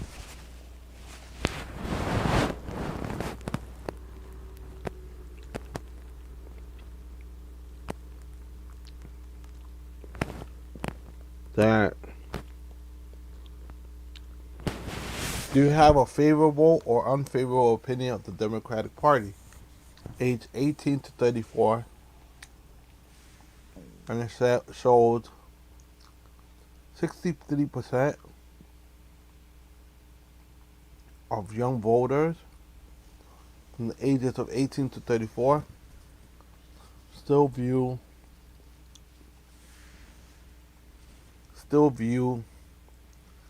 the Democratic Party unfavorably. It got worse. It went down 14 points.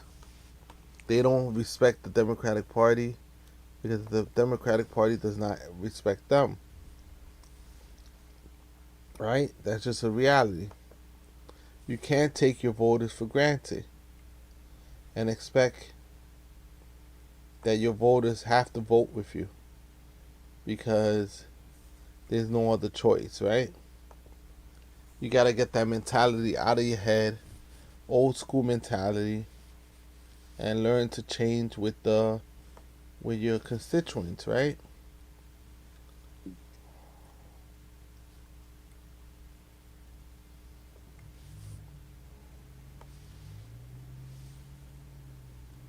We got to see the reality.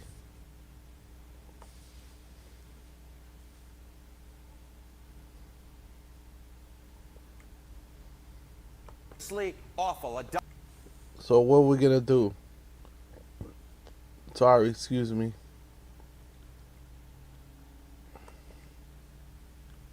We got to get rid of the Democratic leadership, right? They don't have a plan on how they're going to gain the White House. Double A for the Democrats here. I mean, just take a look here. Congressional Dems have the right priorities. Look at this. Overall, 74%, nearly 3 in 4 say no. Just 25% overall say yes. You might say, okay, well, at least Dems like Democrats. They Not don't. the case. Look at this. The majority of Democrats don't like Democrats. Can you believe that? Democrats don't like Democrats. Can you believe that? I mean, I believe it. I'm an independent. I mean, I'm in my 40s, though. That's the only difference. I'm in my 40s.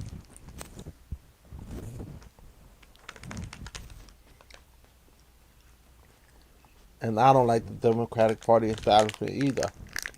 Of Democrats or independents who lean Democrats. Look at this. 55% say no, congressional Democrats do not have the right priorities. And then you just see a minority, 45% of Democrats say that congressional Democrats have the right priorities. This to me just jumps out the screen because it screams primary challenges all over the map. And it says that even if Democrats don't like Donald Trump, they don't like their own party either when it comes to Congress. And overall, I mean, my goodness gracious. So this is sort of like Democrat on Democrat crime here. What's overall approval among Democrats of their leaders? Yeah, okay. So, you know, you speak about Democrat on Democrat crime. And I want to know how unusual what we're seeing right now about how Democrats feel about Democrats in Congress is. Take a look at this. This is a trend line going back through the years, midterm elections in which there's a GOP president. Look at this. In 2006, Dems' net approval of congressional Democratic leaders was plus 28. You go back to the last midterm, look at that, plus 19. Very much on the positive side of life. The bottom has fallen out. The bottom has fallen out. Minus 4 points. That is Democrats. Democrats' own net approval of their own congressional leaders. Even Democrats don't like their own leaders when it comes to Congress. And overall, of course, the numbers are just absolutely awful. So Democrat on Democrat crime, absolutely. This, to me, screams, again, primary challenges across the map. And it screams to me, hey, when it comes to those next leadership elections, maybe something might be cooking. It also just means we have to maybe look at these midterms differently because this is a different prism. We haven't seen this type of thing before. We don't know what impact that might have. The problem I have is that why are they still talking about the midterm? right?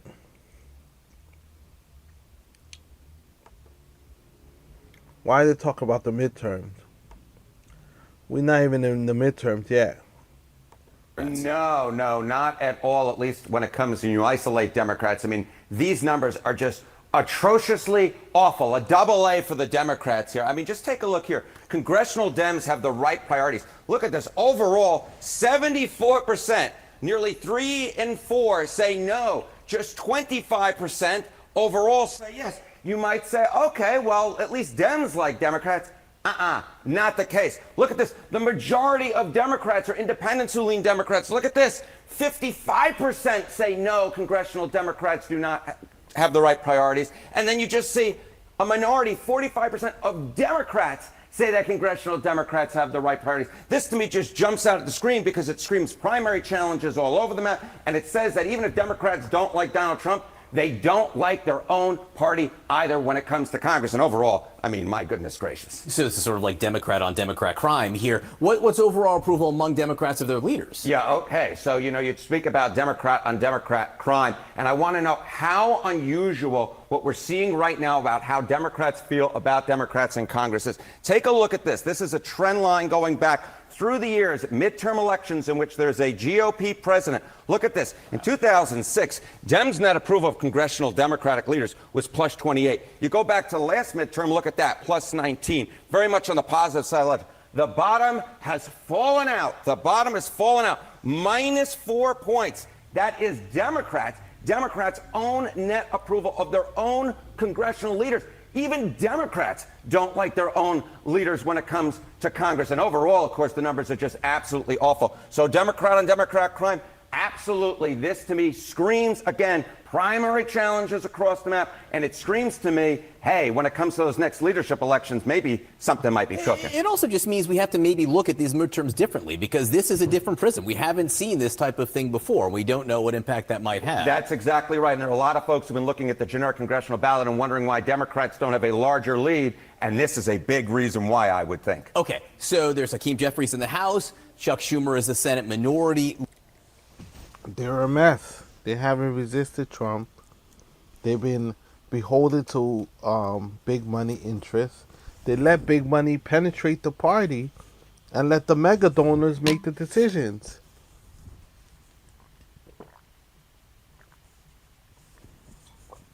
And these mega donors and big companies swing both ways. They don't really care as long as they make a profit and they're left alone and then they make as much money as possible.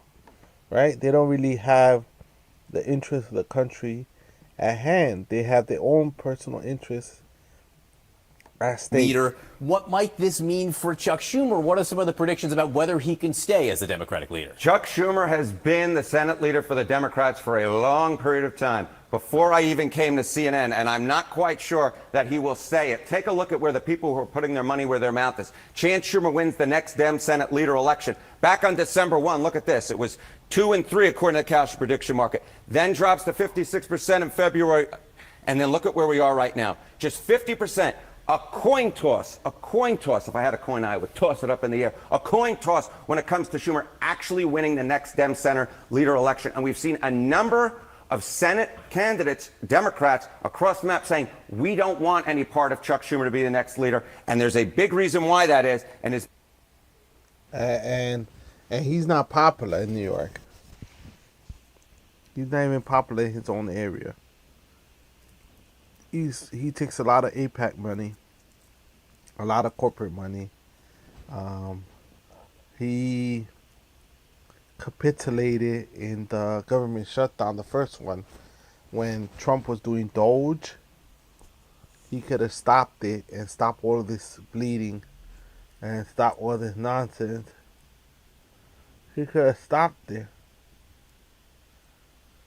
Even the current DHS situation, the partial government shutdown, he could have stopped it if it would have been a longer shutdown and not resist Trump. Don't let Trump do whatever he wants. Because at this point, look at this -4, even Democrats don't approve of their own congressional leaders. These numbers bear watching over the course of the summer and into November, to be sure. Harriet, and thank you very much. Thank you.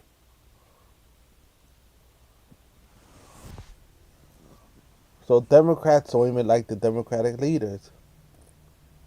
So Featherman was right in that aspect, but also Featherman is wrong to say I'm going to switch over to the Republican Party. So what are you going to do? Right? What are we going to do? We're stuck with these leaders that are part of our existence, right?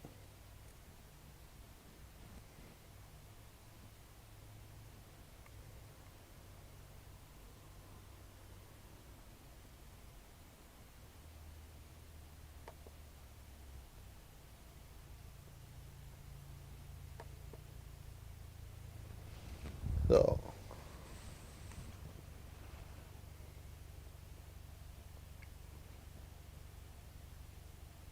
and this is Laura Loomer.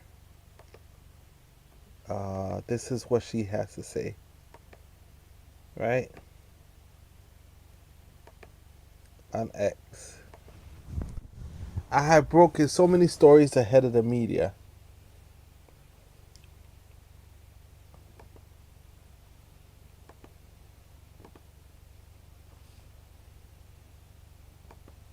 I have broken so many stories ahead of the media. I have also been right about every single person who I said should be fired from the administration. And I am right over a year before action is usually taken. Sometimes I feel like my talent wasted on the outside. There's so many incompetent people in DC. I wonder if people realize I do the work of 1,000 federal employees. Very frustrating. We have lost so much time. Laura Loomer. She said, we have lost so much time from people dwindling their thumbs and cock blocking information. It's a travesty. And somebody wrote, Grok actually says you suck.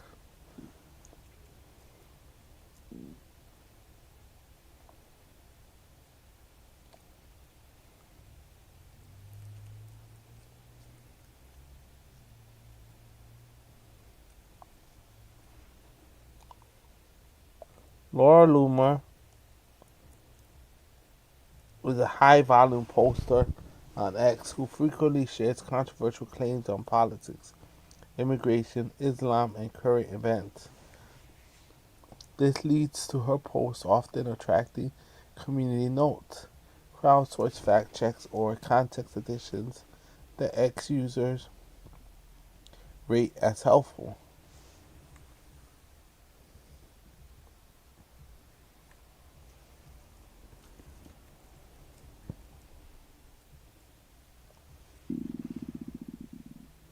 Crazy, right? She's had so many notes correcting her, correcting her tweets, correcting her work.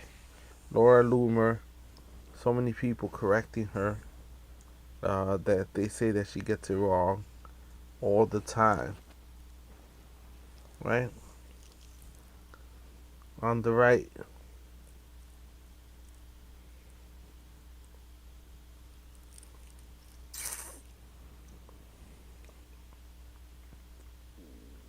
and some people say your stories are all BS.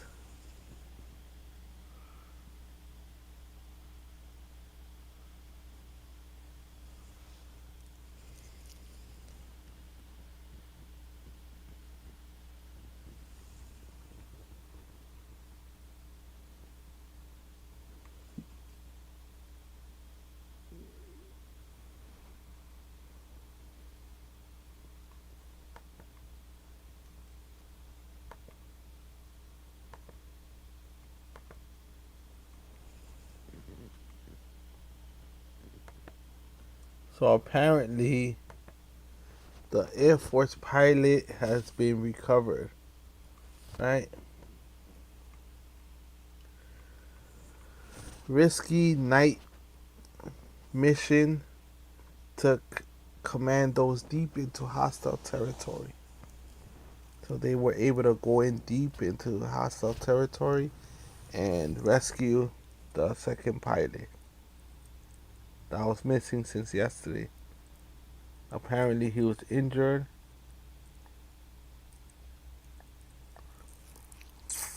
but he was high. They had a bounty on his head for him to be delivered back to Iran authorities. But the United States was able to rescue the pilot.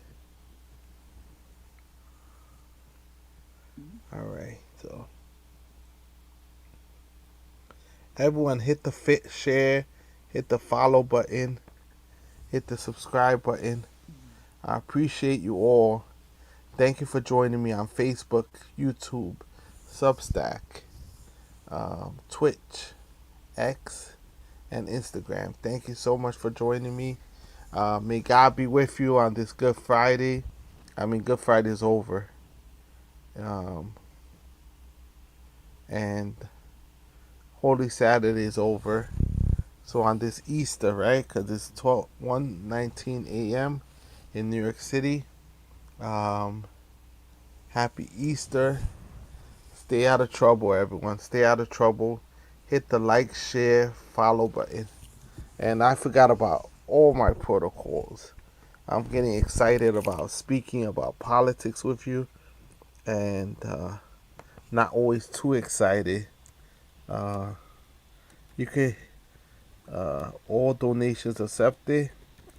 As you know, I'm fighting the largest labor union in the United States, in New York City, and also the MTA in New York City.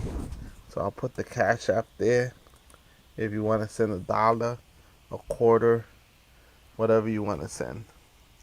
I don't mind. I would still appreciate it. It helps the program, helps me keep bringing you the data, the subscriptions, a new computer, a new laptop, a new camera. These are all things that I need to run this podcast. I thank you all so very much for supporting me. And you want to know more about my case,